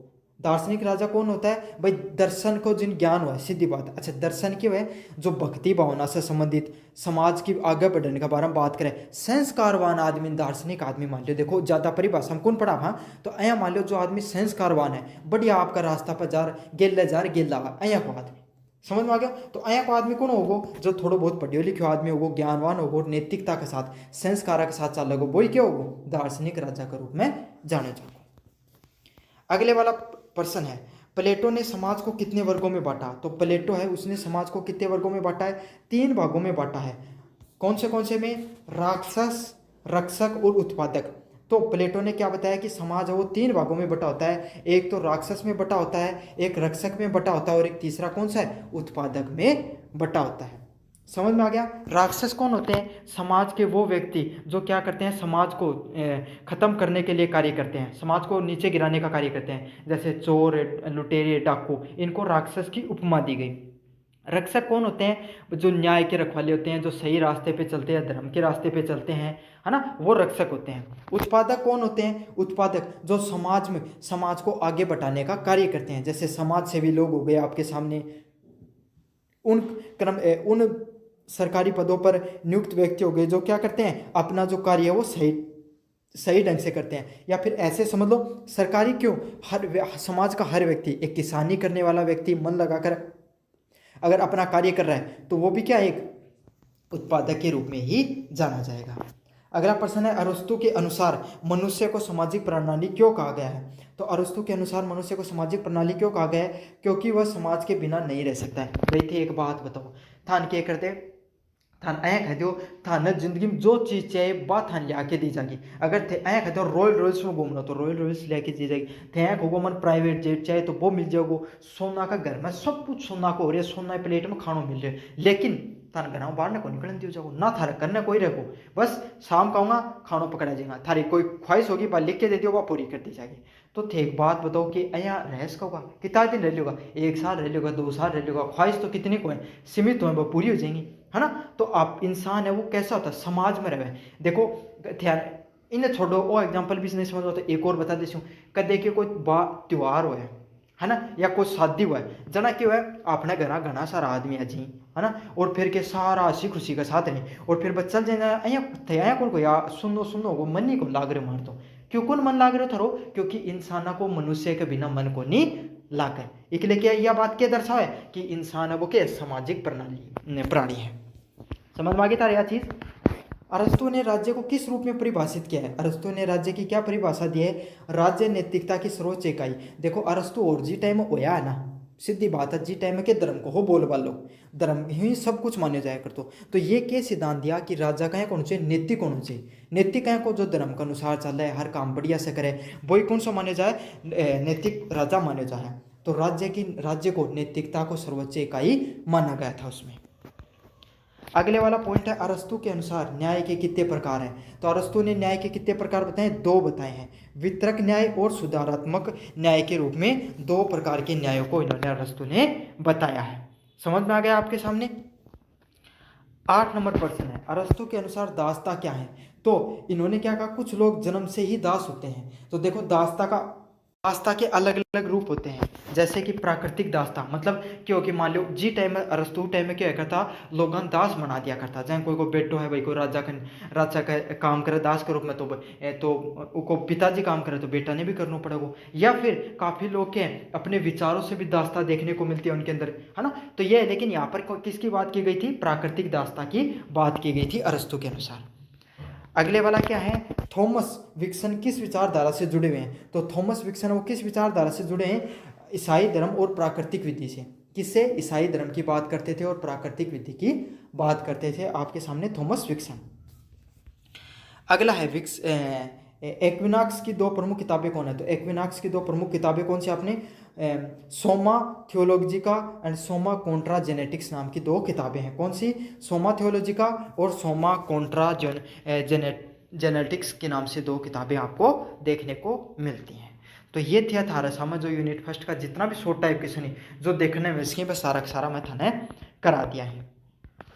अगले वाला प्रश्न है, मैकियावेली की प्रसिद्ध किताबें कौन है। तो मैकियावेली के द्वारा जो किताबें लिखी गई उसमें से सबसे प्रसिद्ध किताब कौन सी है, द प्रिंस नामक जो किताब है वो क्या है, सबसे प्रसिद्ध किताबों में से आपके सामने हुई है, किसकी, मैकियावेली की। अगले वाला प्रश्न कौन है, मैकियावेली के अनुसार शासक को कैसा होना चाहिए। तो मैकियावेली कहें को आदमी हो, मैकियावेली एकदम हो अया को आदमी जो आजकल का नेता है ना, उनका कहे का विचार ही भाई मैकियावेली का विचार है। वो क्या कहा कर तो राजा कहे कौन हो चाहिए, चालाक टंच होना चाहिए एक तो, समझ में आ गो। चाहे कुछ भी करना पड़ो, आपको शासन बनेड़ो रहना चाहिए, चाहे आपको भाई ने धोखो देना पड़ो, चाहे जनता देना पड़ो, कोई नहीं देना पड़ो। चालाक होना चाहिए, दूसरों बलशाली भी होना चाहिए, नहीं प्रजा बात कौन माने, समझ, डंडा को जोर भी दिखाना पड़े, समझ में आ गई। तो कैसे बताया गया है, मैकियावेली ने कैसा बताया शासक को, एक लोमड़ी और सिंह जैसा, लोमड़ी जैसा चालाक और सिंह जैसा बलशाली होना चाहिए, ताकि सारी जनता उसकी बातों को मान सके। मैकियावेली के अनुसार मानव स्वभाव कैसा होता है, तो मैकियावेली ने क्या बताया कि मानव का स्वभाव कैसा होता है, स्वार्थी और अस्थिर होता है। स्वार्थी क्या होता है भाई, मैकियावेली ने बताया कि आदमी कहीं को है, आदमी स्वार्थी हुआ है, तान बेरो दो खुद के लिए आदमी को सिर फोड़ गिरे ना, तो कहीं को है स्वार्थी हुआ है, दूसरों के अस्थिर हुआ है। भाई आदमी ने मतलब आज आए खा कि भाई जी 2 रुपये करप्शन नहीं करना चाहिए, नौकरी लगे बाद में लोग बहुत रुपया खाए हैं, और जय नंबर आवे जय इंसान के करे आपका 8 दिन नीचे के टेबल के बदल गया ना विचार। तो यही है इनके कहे जो अस्थिर विचारधारा बोली जाए लोगों की, समझ में आ गई ना, स्वार्थी और अस्थिर माना जाता है। थॉमस होब्स की प्रमुख किताब क्या है, तो थॉमस होब्स की प्रमुख किताब क्या नाम है, लवायथन। क्या नाम है, लवायथन नाम से उनको जाना जाता आपके सामने थॉमस होब्स की प्रमुख किताब है। अगले वाला क्या है, होब्स के अनुसार प्राकृतिक अवस्था कैसी थी, तो जो होब्स है उसने क्या बताया, प्राकृतिक इंसान की शुरुआती दौर में प्राकृतिक अवस्था कैसी थी, मनुष्य का भेड़िया है, पूर्ण अजरकता। मतलब होब्स ने क्या बताया कि मनुष्य ही मनुष्य का क्या भेड़िया, मतलब मनुष्य को चालाकी से हरा देता है, पूर्ण अजरकता थी स्टार्टिंग के अनुसार। मतलब हर समय क्या भेड़िया आपस में क्या लड़ता रही, अयहाँ पूर्ण अजरकता के रूप में बताई। अगले वाला प्रश्न क्या, हॉब्स के अनुसार संप्रभुता क्या है, हॉब्स के अनुसार क्या है संप्रभुता, पूर्ण रूप से अविभाजक और निरंकुश सत्ता। तो संप्रभुता क्या बताइए कि सभी लोगों के पास, संप्रभुता क्या होती है, सभी लोगों के पास सत्ता वो देखने को मिली जिसको तुम तोड़ नहीं सकते हो, इस प्रकार की सत्ता को क्या बोला जाता है, हॉब्स के अनुसार संप्रभुता के नाम से जाना जाता है। अगले वाला है जॉन लॉक के अनुसार प्राकृतिक अधिकार कौन कौन से होते हैं, तो मतलब प्राकृतिक अधिकार कौन सा है, जो इंसान जब जन्म लेना, समझा, जन्म लेकर पहली बात अपना हाथ हिलावे जदू इंसान का वह अधिकार मिल जाए, वह कौन सा है, प्राकृतिक अधिकार का रूप में जाना जाए। कौन सो, पहलो जीवन जीने को अधिकार, हर व्यक्ति ने अपनो जीवन जीने को अधिकार है, अँ कोई कोई आदमी जानते है उठो दे दियो मरगो वो ना, जीवन को अधिकार है हर व्यक्ति ने, चाहे वो कोई भी समाज में, चाहे कुल में, चाहे धर्म में, चाहे कितनी भी विकट परिस्थिति में, चाहे शारीरिक रूप से चाहे मानसिक रूप से विसंगति है, लेकिन वो इंसान ने जीवन जीवन को अक है। क्यों, यो कौन दियो है, आपा थोड़ी दियो है, वो ऊपर लो दियो है, भगवान दियो है नहीं, तो इसलिए हर व्यक्ति को जीवन जीना चाहिए, जीने का अधिकार। दूसरा स्वतंत्रता का, इंसान को हर प्रकार की स्वतंत्रता होनी चाहिए, अपने फैसले लेने की स्वतंत्रता, विचारों को अभिव्यक्ति करने की स्वतंत्रता, अपने जो स्वभाव वगैरह या फिर जो रहन सहन की स्वतंत्रता, समझ लो इस प्रकार की स्वतंत्रता भी होनी चाहिए। लेकिन अया कोई स्वतंत्रता का चक्र दूसरा आदमी की स्वतंत्रता ने आप खागा, अया नहीं होनी चाहिए, अपनी भी स्वतंत्रता रहनी चाहिए, लेकिन दूसरों कोई थारे व्यक्ति है उसकी भी स्वतंत्रताओं भंग नहीं होनी चाहिए। अगला क्या, संपत्ति, किसी भी इंसान के पास अगर कोई संपत्ति है तो उसको धारण करने की उसके पास क्या होनी चाहिए, उसका जीवन में अधिकार है। भाई कोई पिताजी है, को एक ही बालक है, समझना, तो जो संपत्ति भाई को पिताजी बने उन रखने को अधिकार होना चाहिए। दूसरी बात है कोई आदमी है भाई अपनी संपत्ति खरीदी तो उन्हें भी उसका धारण करने को पास अधिकार होना चाहिए, समझ आ गई ना। 3 अधिक प्राकृतिक रूप से अधिकार बताया, कौन सा, जीवन, स्वतंत्रता और संपत्ति का अधिकार बताया गया। लोक को उदारवादी क्यों कहा जाता है, भाई जो जॉन लोक है उसको उदारवादी क्यों कहा जाता है, क्योंकि वे सीमित सरकार और नागरिक स्वतंत्रता के समर्थक थे। तो लोक को उदारवादी क्यों कहा जाता है, क्योंकि वो सीमित सरकार और नागरिक स्वतंत्रता के समर्थक थे। मतलब जो नागरिक हुआ करते हैं उन सब के जो स्वतंत्रता है उसकी विचारधारा की, उसकी बातें करने का बात करते थे। कौन, आपके सामने किसकी बात करते थे, नागरिकों की स्वतंत्रता की बात किया करते थे। नागरिकों की स्वतंत्रता कैसे, हर व्यक्ति है उसको अपने फैसले लेने का, जिंदगी जीने का, अपने जीवन में कुछ करने का स्वतंत्रता होनी चाहिए। तो यो पहलो आदमी थो जो की बात कराया करतो, स्वतंत्रता की बात कराया करतो, व्यक्तिगत स्वतंत्रता की। अच्छा, सीमित सरकार की होगी, मतलब सीमित सरकार को अर्थ भी बताऊंगा। यो क्या कहा करतो, इनका क्या कहना था कि हर व्यक्ति है उसको सरकार के द्वारा फैसले नियंत्रित नहीं करने चाहिए। जब पहले के टाइम में क्या करते राजा है करते, अब राजा कोई आदमी ने कह दियो कि जा सुबह शाम कुकड़ू को बोल, तो बोलना पड़ता भाई क्यों नहीं, उन्होंने फांसी पर टांग दे तो समझ क्यों। उस समय राजा का पूर्ण रूप से अधिकार चलता था, लेकिन अब किसके चलते हैं, अब जनता बुलाते कुकड़ू को, कोई अगर कोई नेता कोई ज्यादा बक रह जाना, क्यों, क्योंकि अब सत्ता किसके हाथों में है, जनता के हाथों में है। अब सरकार की जो शक्तियां हैं वो क्या होती गई हैं, लोकतंत्र में सीमित होती जा रही हैं। तो पहली बार इसीलिए उसको उदारवादक के रूप में माना जाता है, क्योंकि इसने अपने अधिकारों को किसको देने की बात की थी, सत्ता से जनता की तरफ अपने अधिकारों को स्थानांतरित करने की बात की थी। अगले वाला है लोक का सामाजिक अनुबंध की दो विशेषताएं क्या है। तो सरकार की सीमित भूमिका और जन सहमति से आधारित सत्ता, मतलब जो उन लोग की बाई बात बताई नहीं, या बाई बात है कि सरकार के ज्यादा कोई लेनो देनो नहीं होना चाहिए, जनता का थम के रहनी चाहिए, सत्ता है बा रहनी चाहिए। अगला है रूसो की प्रमुख किताब का नाम क्या है, social contract. The social contract आपके सामने जो रूसो है उसकी प्रमुख किताब का नाम है, क्या नाम है, द सोशल कॉन्ट्रैक्ट। अगले वाला है रूसो के अनुसार सामान्य इच्छा क्या है। तो सामान्य इच्छा क्या होती है रूसो के अनुसार, मतलब संपूर्ण समाज की सामूहिक नैतिक इच्छा, मतलब कोई ऐसा को काम हो जिम सारो समाज राज्य हो, सारो कोई भी काम है, जैसे थारा गांव में एक मंदिर बनाना है ना, या ऐसे मतलब ग्राउंड को निर्माण करना, मंदिर बनाना, तो फिर भी कोई लोग क्या अलग अलग रहे उसके, लेकिन बच्चा के खेलने के लिए ग्राउंड बनाना या फिर कोई स्कूल को निर्माण करना, तो सारे समाज की भलाई है, सारो समाज के कर वो एक जगह इकट्ठो होके भाई खदे को कि विधायक जी मार दो ई कोना बना दो, आ खाली जगह पड़ी है, कोई काम को नहीं है, एक अंदर के बनाओ खेल मैदान बना दो। तो यही है, इसी को क्या कहा जाता है, सामान्य इच्छा के नाम से जाना जाता है, जिसमें संपूर्ण समाज की क्या इच्छा होती है, नैतिक इच्छा होती है। अब तान खेल मैदान याद कर लेना है, सारा सामान्य इच्छा को प्रश्न आ जाना। अगला क्या, सामान्य इच्छा और बहुमत की इच्छा में क्या अंतर होता है। तो सामान्य इच्छा में नैतिकता होती है और बहुमत की इच्छा मात्र संख्या होती है। तो क्या फर्क हो सामान्य इच्छा में क्या होता है आपके सामने, जो सामान्य इच्छा में जनता है ना राज्य होके हाँ भरेगी, और के है बहुमत की इच्छा के है कि मान ले 10 जना नाराजी तो भी कोई दिक्कत को नहीं, 20 जना राजी 10 जना नाराजी 30 जना, तो क्या जगो बहुमत की इच्छा के अनुसार बात चीज मान ली जाएगी। समझ में आ गई था। और जो सामान्य इच्छा में क्या हर व्यक्ति खुश, जो बेंथम मिल कौन थे, तो जेरिम बेंथम को किस सिद्धांत का आपके सामने समर्थक माना जाता है, तो उपयोगितावाद के सिद्धांत का समर्थक माना जाता है। किसको, जेरिम बेंथम को। तो जेरिम बेंथम ने किसका सिद्धांत दिया था, उपयोगितावाद का सिद्धांत दिया था आपके सामने। अगला प्रश्न क्या, सुखवादी मापन यंत्र क्या, सुखवादी मापन यंत्र क्या होता है, वह प्रक्रिया जिससे सुख दुख को मात्रात्मक रूप में मापा जाता है। सुखवादी मापन यंत्र क्या है, वो प्रक्रिया जिनके सुख और दुख ने क्या करो जाए सिर्फ मात्रा के रूप में नाप लियो जाए। समझ में आ गई था।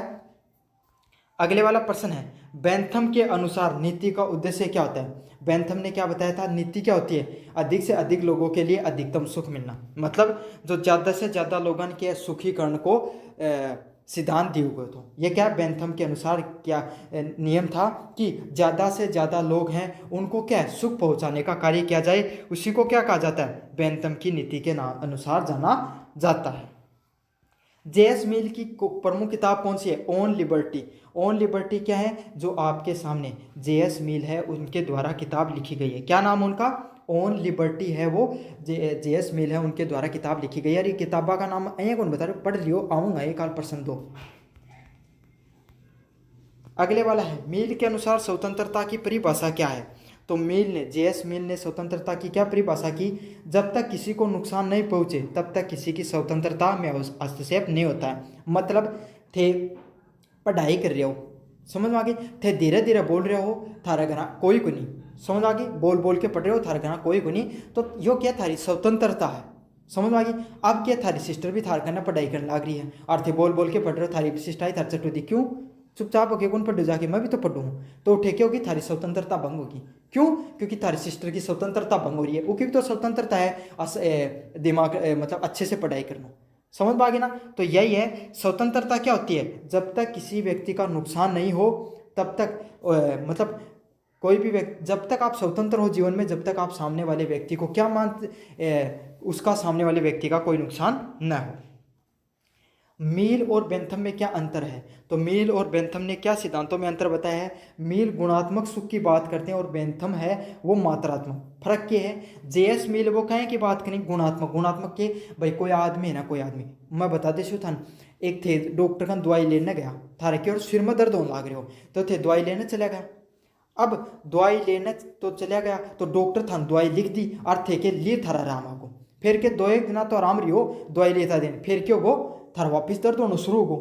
तो यो कौन सो? यो सिर्फ मात्रात्मक खुशी थी था, सिर्फ थोड़ी सी मात्रा में खुशी मिली सीमित समय तक।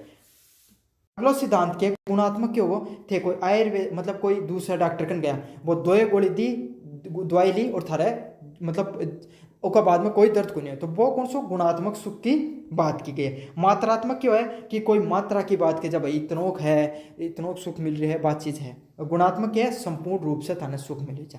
समझ में आ गई? फर्क क्या है? बेंथम मात्रा की बात करी है और जेएस मिल किसकी बात करी है? गुणात्मक सुख की बात करी है। जेएस मिल महिलाओं को समानता के पक्ष में क्यों थे? क्योंकि उन्होंने द सब्जेक्शन ऑफ वुमेन में लैंगिक समानता की बात की थी। तो पहला बात तो वो किताब है या द सब्जेक्शन ऑफ वुमेन, इन अच्छे से याद करो। समझ में आ गई? इसमें क्या था? द सब्जेक्शन ऑफ वुमेन नामक एक किताब लिखी गई जिसमें आपके सामने जेएस मिल ने क्या की? लैंगिक समानता। लैंगिक समानता क्या है? महिला और पुरुष बस दोनों की दोनों समान रूप से देखा जाएगा, उस समानता की बात की गई थी। किसके द्वारा? जेएस मिल के द्वारा बात की गई थी। अगला क्या है? मिल के अनुसार राज्य का कार्य क्या है? तो जेएस मिल ने क्या बताया? राज्य का क्या कार्य होता है? नागरिकों की जो स्वतंत्रता होती है उसको रक्षा करने का कार्य होता है। तो जेएस मिल ने क्या बताया कि जितने भी जो नागरिक होते हैं भारत में उन सब की सुरक्षा करना किसका कार्य है? आपके सामने नागरिकों की रक्षा करना किसका कार्य होता है? राज्य का कार्य है। अब तो एक बात बताओ, अपने भारत सरकार है वह अपनी रक्षा करे, कौन करे भाई? थारा कोई मान लो थारी कोई लड़ाई होगी, कोई था प्रताड़ित कर रहे हो, परेशान कर रहे हो, तो कौन है? पुलिस है था ना। अगर कोई दूसरे देश को कर रहे हो तो आर्मी अपनी रक्षा करेगी, करे है ना। तो यही है नागरिकों की रक्षा के लिए कौन सी है? स्वतंत्रता की रक्षा का कार्य किसने बताया था? सबसे पहले जेएस मिल ने बताया था। समझ में आ गया अब थारा? हर चीज देखो पर्सन सेम टू सेम आई नहीं जरूरी को नहीं, क्योंकि वो प्रोफेसर वो पेपर बना वो भी रिपेयर ले, ये चीज का रिपेयर लेगी, वो भाषा बदलन का है। समझ में? लेकिन चीजें यही होती हैं, बस आपको ये ध्यान में रखना है। अगला है हेगेल का ऐतिहासिक प्रक्रिया क्या है? तो हेगेल के द्वारा जो ऐतिहासिक प्रक्रिया किस नाम से जानी जाती है? द्वंद्वात्मक, थीसिस, एंटीथीसिस व सिंथेसिस के द्वारा। फिर से बताऊंगा भाई, द्वंद्ववाद क्यों है? द्वंद्ववाद के कोई आदमी के दिमाग में ऐसा विचार चल है कि अपना वो काम करना है कि नहीं करना है। जहाँ थे शाम का पढ़ने बैठा, पढ़ाई करना शुरू करो तो थारा दिमाग में आई कि अब पढ़ाई तो 10 मिनट पढ़ाई करी पा, थारा मन में के करा पढ़ के गणी देर सुबह पढ़ लेगा आराम से, रील देख लिया, फिर थे रील देखा ना थारा मन में कि रील देखांगा तो फेल भी उसका पिछली बार भी एक बैग लागी। तो या तो थारा दिमाग में द्वंद्व चल रहे है ना, इन्हीं द्वंद्ववाद बोले चाहे। समझ? रील देखनी चाहिए, पढ़ाई करनी चाहिए, रील देखनी चाहिए, पढ़ाई करनी चाहिए, इन्हीं द्वंद्ववाद के नाम से जाना चाहे। इनके कुछ कॉन्सेप्ट भी थे। पहला कॉन्सेप्ट क्या था? थीसिस। थीसिस क्या होती है आपके सामने? थीसिस को बोला जाता है धर्मवाद के बारे में, मतलब कोई आदमी के बारे में यह है कि वो धर्म ने एकदम कठोर मन है तो बात थीसिस होगी। एंटी थीसिस के कौन नहीं मन है? धर्म ने बिल्कुल भी। और सी थीसिस को आपके सामने दोनों के बीच की विचारधारा को रखता है।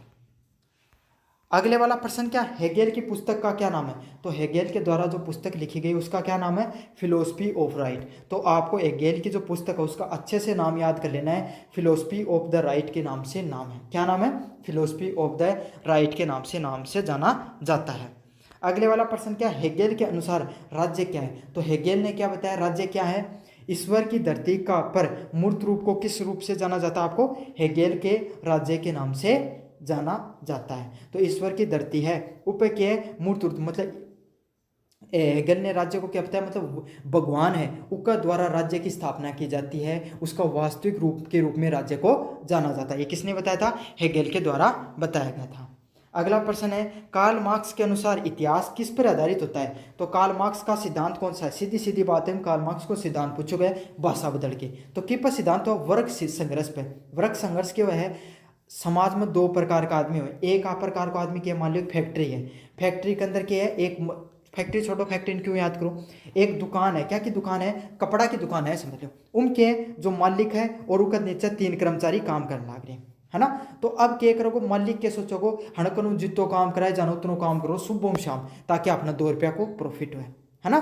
तो यही सिद्धांत किसने दिया था? कार्ल मार्क्स ने दिया था कि भाई जो समाज के अंदर जो पूंजीवादी लोग होते हैं वो क्या करते हैं, मजदूरों को कभी अपनी पूरी मजदूरी भी नहीं देते हैं और उनसे बहुत अधिक कार्य करवाते हैं। इन्होंने दो वर्गों की बात की, शोषित वर्ग और शोषण वर्ग। शोषित वर्ग कौन है? मजदूरों को शोषित वर्ग माना। और शोषण करने वाले कौन होते हैं? जो आपके सामने जो मालिक होंगे, जो लोगों से काम करवाते हैं, उसको क्या माना जाता है? शोषण वर्ग के रूप में जाना जाता है। और उन्होंने क्या कहा, इन दोनों में हमेशा संघर्ष चलता रहता है, इसी को वर्ग संघर्ष के नाम से जाना जाता है।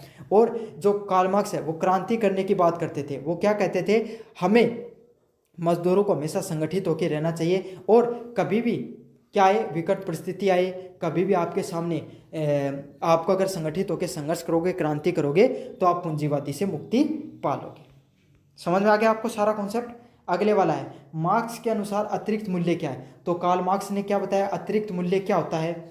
श्रमिकों के श्रम से उत्पन्न वह मूल्य जो पूंजीवादी ले लेता है। मतलब थे कि करो, एक मजदूर आदमी है, ठीक है, वो दुकान को एग्जाम्पल लिया। अब के एक आदमी किसको, रामू है, रामू काम कर रही हो भैया की दुकान पे। अब रामू पूरा दिन में वो मालिक ने कितना रुपया बचा के दिए हैं? 1000 रुपया बचा के दिए हैं। समझ में आ गई था? कितना रुपया बचा के दिए हैं? 1000 रुपया बचा के दिए हैं। वो इतना रुपया का कपड़ा बेचे हैं कि 1000 रुपया मालिक का बच रहे हैं। तो मालिक उन कितना रुपया देगो? 300 रुपया दे देगो। ज़्यादा पुराना आदमी हो तो 400 रुपया दे देगो। तो 600 रुपया बचा लिया ना भाई। 600 रुपया की का नाम से जाने जाए, अतिरिक्त मूल्य का नाम से जाने जाए, जो कार्ल मार्क्स अपनी किताब में कही थी। समझ में आ गई कि श्रमिक जितना श्रम करता है उसमें जो बचता है ज़्यादा पैसा उसके श्रम के अलावा, उसको क्या कहा जाता है? अतिरिक्त मूल्य के नाम से जाना जाता है। अब तो थारा समझ में आ गई होगी अच्छे से। कार्ल मार्क्स की प्रमुख किताब कौन सी है? तो दास कैपिटल है। कार्ल मार्क्स की कौन सी किताब है? दास कैपिटल के नाम से कार्ल मार्क्स की किताब को जाना जाता है। किस नाम से जाना जाता है? दास कैपिटल के नाम से जाना जाता है। अगला कौन है? कार्ल मार्क्स के अनुसार धर्म क्या है? तो कार्ल मार्क्स ने धर्म को क्या बताया? जन समूह की अफीम। मतलब जन समूह की अफीम के भाई देखो, तो एक बात छोटी सी, बुरो नहीं मानो तो एक बात बता दूं, धर्म की चीज़ जो है टिप्पणी नहीं करनी चाहिए। कोई भी आदमी कन कदे भी गलत कार्य करवाते, मान लो दंगा कहीं देखने मिल जाए, काफ़ी बार क्यों है, कोई ऐ खती, कोई आदमी ने कोई अगर कोई तीख निकालनी हो ना तो क्या करेगा, फलाने का घर में ना वो अया को काम करती हूँ। तो जठे पढ़िया लिखा लोग नहीं हो जो धर्म ने ज़्यादा मानी बा, क्या करी बिना सोचे समझे वैज्ञानिक दृष्टिकोण लगाया वो घर पर हमलो करती हैं, उन्हें बेचारा मारती। वो है ना देखने में ना दंगा ऐ तो है। तो इससे क्यों है, इसको क्या माना है? जनता का जन समूह का अफीम माना है। अफीम खा के इंसान नशो जारून बेरोकून पाटा के काम कर रहे हैं, तो ऐ काम करे धर्म भी। वो इंसान बावड़ो कर दे है धर्म कि अपना के करना चाहिए, के सही है के गलत है, वो बेरोकून पाटन दे। और उस जन समूह जो जनता है उन के कर है, उन पागल कर दे। और एक वजह से बहुत अधिक जो मानवतावाद पर के देखने मिला है, दुर्घटना देखने मिली, दंगा होगा, नरसंहार जैसी घटनाएं देखने को मिलती हैं। मार्क्स के अनुसार राज्य का अंतिम उद्देश्य क्या था? तो कार्ल मार्क्स के अनुसार राज्य का अंतिम उद्देश्य क्या है? राज्य का लोभ होना और वर्गहीन समाज का होना। मतलब कार्ल मार्क्स ने क्या बताया, राज्य का जो अंतिम उद्देश्य क्या होता है, राज्य का अंतिम लक्ष्य क्या होता है? आपके सामने एक ऐसे समाज की व्यवस्था को बनाना जहाँ पर क्या कोई भी पूंजीवादी व्यक्ति नहीं हो, कोई भी गरीब व्यक्ति नहीं हो, एक ऐसा समाज हो जहाँ सभी व्यक्ति क्या है समानता के साथ सुख के साथ रह सकें। उसी को क्या कहा जाता है? कार्ल मार्क्स के द्वारा अंतिम उद्देश्य के नाम से जाना जाता है। अगला क्या है? मेरी वोल्सपेटम कौन थी? तो प्रथम महिला नारीवादी दार्शनिकों में से एक थी। मतलब मेरी वोल्स्ट्रनक्राफ्ट कौन थी? ये महिलाओं के अधिकारों की बात करने वाली प्रथम महिलाओं में से कौन थी? इनको क्या बोला जाता है? नारीवादी दार्शनिकों के नाम से जाना जाता है। अगले वाला है, उनकी किताब की पुस्तक क्या नाम थी? तो ये किसकी बात की जाती है? मेरी वेस्टर्न की बात की जा रही है। तो a vindication of the right of women's, तो महिलाओं के जो संघर्ष से संबंधित इन्होंने बात की थी। अगले वाला प्रश्न है, वोल्स्टनक्राफ्ट के अनुसार महिलाओं को शिक्षा क्यों देनी चाहिए? तो वोल्स्टनक्राफ्ट ने क्या बताया कि महिलाओं को शिक्षा क्यों देनी चाहिए? ताकि वो क्या बन सके, आत्मनिर्भर बन सके और विवेकपूर्ण बन सके। तो वोल्स्टनक्राफ्ट ने क्या बताया, महिलाओं को शिक्षा इसीलिए देनी चाहिए ताकि वो पहली बात तो आत्मनिर्भर बन सकें और खुद की बुद्धि और विवेक का प्रयोग करके जीवन में आगे बढ़ सकें। इसलिए उन्होंने बताया कि महिलाओं को शिक्षा देना बहुत ज़्यादा आवश्यक है। अगला क्या है, वोल्स्टनक्राफ्ट किस अधिकार की मांग करती थी? तो वोल्स्टनक्राफ्ट किस अधिकार की मांग करती थी? महिलाओं के समान अधिकार और अवसर की बात करती थी। किसके लिए बात करती थी? कि महिलाओं को समान अधिकार मिलना चाहिए, समान अवसर मिलने चाहिए, इसके बारे में बात करती थी। कौन? वोल्स्टनक्राफ्ट। अब अगले वाले प्रश्न है जो सारे जो मिक्स प्रश्नों की बात करेंगे अपन। सबसे पहला है प्लेटो के आदर्श राज्य की अवधारणा क्या है। तो प्लेटो ने एक आदर्श राज्य को किस रूप में बताया? ऐसा राज्य जहाँ पर सभी व्यक्तियों को न्याय मिले, शिक्षा मिले और योग्यता के अनुसार क्या वर्ग विभाजन हो। मतलब અહીંયા કોની कि જ્યાં આપણે वंशवाद देखने मिले तो ना जातिवाद पे कि जातिवाद के थो पहले के तो ऋग्वेदिक काल के बाद में जातिवाद शुरू है। पहले तो थो भी कोनी मनुस्मृतियों की शुरुआत देखी जाए जिम के बताई भाई कोई आदमी है अगर वो पढ़े लिखे तो ब्राह्मण बना दियो, अगर भाई लोगों की रक्षा कर ले तो क्षत्रिय बना दियो, जो घरा को जो मतलब समाज का कोई काम कर दे तो अबे शुद्ध वैश्य बना दियो, और जो शुद्ध रह वह क्या क्या करता जो और जो कुछ काम नहीं कर पाता उन्हें शूद्र की परिभाषा दे दी थी। तो इस प्रकार से जो समाज को विभाजन करेगा तो जातिवाद को। लेकिन वर्ग विभाजन के साबुओं वर्ग विभाजन क्या था आपके सामने? वर्ग विभाजन था किसके आधार पे? योग्यता के आधार पे। लेकिन धीरे धीरे भारत में क्या हो जातिवाद वंश के आधार पे होता चला गया और यह बहुत बड़ी समस्या बन गई। लेकिन अरस्तु प्लेटो किसकी बात करते हैं? वर्ग का विभाजन होना चाहिए लेकिन उनके कर्मों के आधार पे, ना कि वंश के आधार पे। अरस्तु और प्लेटो में क्या मुख्य अंतर होता है? प्लेटो आदर्शवादी व्यक्ति हैं और अरस्तु कैसे हैं? व्यवहारवादी आदमी हैं। तो प्लेटो कैसी बात करते हैं? प्लेटो एक ऐसे समाज की बात करते हैं जहाँ पे धर्म की दिखता आपको देखने को मिलती है। आदर्श की बात करेंगे कि बहुत बढ़िया समाज होना चाहिए। समझ में आ गया आपके सामने? वो वास्तविकता से कम उनका लेना देना है। ज़्यादातर बातें वो किसकी करते हैं आपके सामने? आदर्श की बातें वो ज़्यादातर करते हुए दिखाई देते हैं। अरस्तु की बात करें, वहीं अरस्तु कैसे हैं? व्यवहारवादी आदमी। व्यवहारवादी आदमी कौन होता है? जो किसकी बात करता है? जो आपके सामने बातें करता हुआ दिखाई देता है व्यवहार की, कि इंसान ने कहीं रहना चाहिए, अपना जो व्यवहार है उसका जो उसकी वास्तविकता उसके बारे में बात की है अरस्तु ने। होब्स, लॉक व रूसो की प्राकृतिक अवस्था में क्या भिन्नता थी? तो होब्स किसकी बात करते थे? आजरकता की। सभी जो समाज के जो लोग हैं वो आपस में क्या करते रहते हैं? लड़ाई वगैरह करते रहते हैं। उसको क्या कहा जाता है? आजरकता के नाम से जाना जाता है। लोग किसकी बात करते थे? जो लोग शांतिपूर्ण रूप से समाज में आगे बढ़ने की बात करते थे। तो जो लोग ने किसकी बात करी? शांतिपूर्ण समाज की बात की। और होब्स ने किसकी बात की? आजरकता की बात की। अगला क्या है? रूसो किसकी बात करते थे? स्वतंत्रता से भरी। मतलब रूसो ने किसकी बात की? स्वतंत्रता कैसे मिले लोगों की, इसकी बात की थी। अगला क्या? बेंथम और मिल में सुख की परिभाषा में क्या अंतर है? तो बेंथम ने सुख की परिभाषा का क्या बताया? मात्रात्मक होती है। बेंथम के अनुसार जो सुख होता है वो कैसा होता है? मात्रा में मिलता है। और मिल ने कैसे बताया? गुणात्मक रूप से बताया। तो ये तो मैंने पहले प्रश्न करवा दिया आपको, डिस्क्रिप्शन में नहीं बताऊंगा। मार्क्स के विचारधारा को क्या कहा जाता है? मार्क्स की विचारधारा को कहा जाता है ऐतिहासिक भौतिकतावाद। मतलब इन्होंने क्या किया? समाज के अंदर एक ऐसी विचारधारा स्थापित की जिसमें हर व्यक्ति को क्या मिले? समानता मिले। जो इन्होंने, ये पहले व्यक्ति थे जिन्होंने मजदूरों के हक की बात की, वरना कोई समाज में मजदूरों के हक की बात नहीं करता था। पहले व्यक्ति थे जिन्होंने समाज में मजदूरों को हक दिलाने का कार्य किया। इसलिए इनको क्या कहा जाता है? ऐतिहासिक भौतिकवाद के नाम से जाना जाता है। रूसो किस प्रकार के लोकतंत्र को मानते थे? प्रत्यक्ष लोकतंत्र को। तो रूसो की क्या धारणा थी लोकतंत्र के प्रति? कि ऐसे लोकतंत्र का निर्माण करना जहां पर प्रत्यक्ष हो, जनता के हाथों में जो शक्तियां हैं वो देखने को मिले। समझ में आ गया आपको? जनता के हाथों में शक्तियां देने पर विश्वास करते थे रूसो। वोल्स्टनक्राफ्ट किस युग की विचारधारा थी? तो आपसे प्रबोधन, इनलाइटनमेंट की। ऐसा समय, इनलाइटनमेंट क्या होता है? ऐसा समय जब लोग हैं वो एक जागरूकता के दौर से गुजर रहे हैं।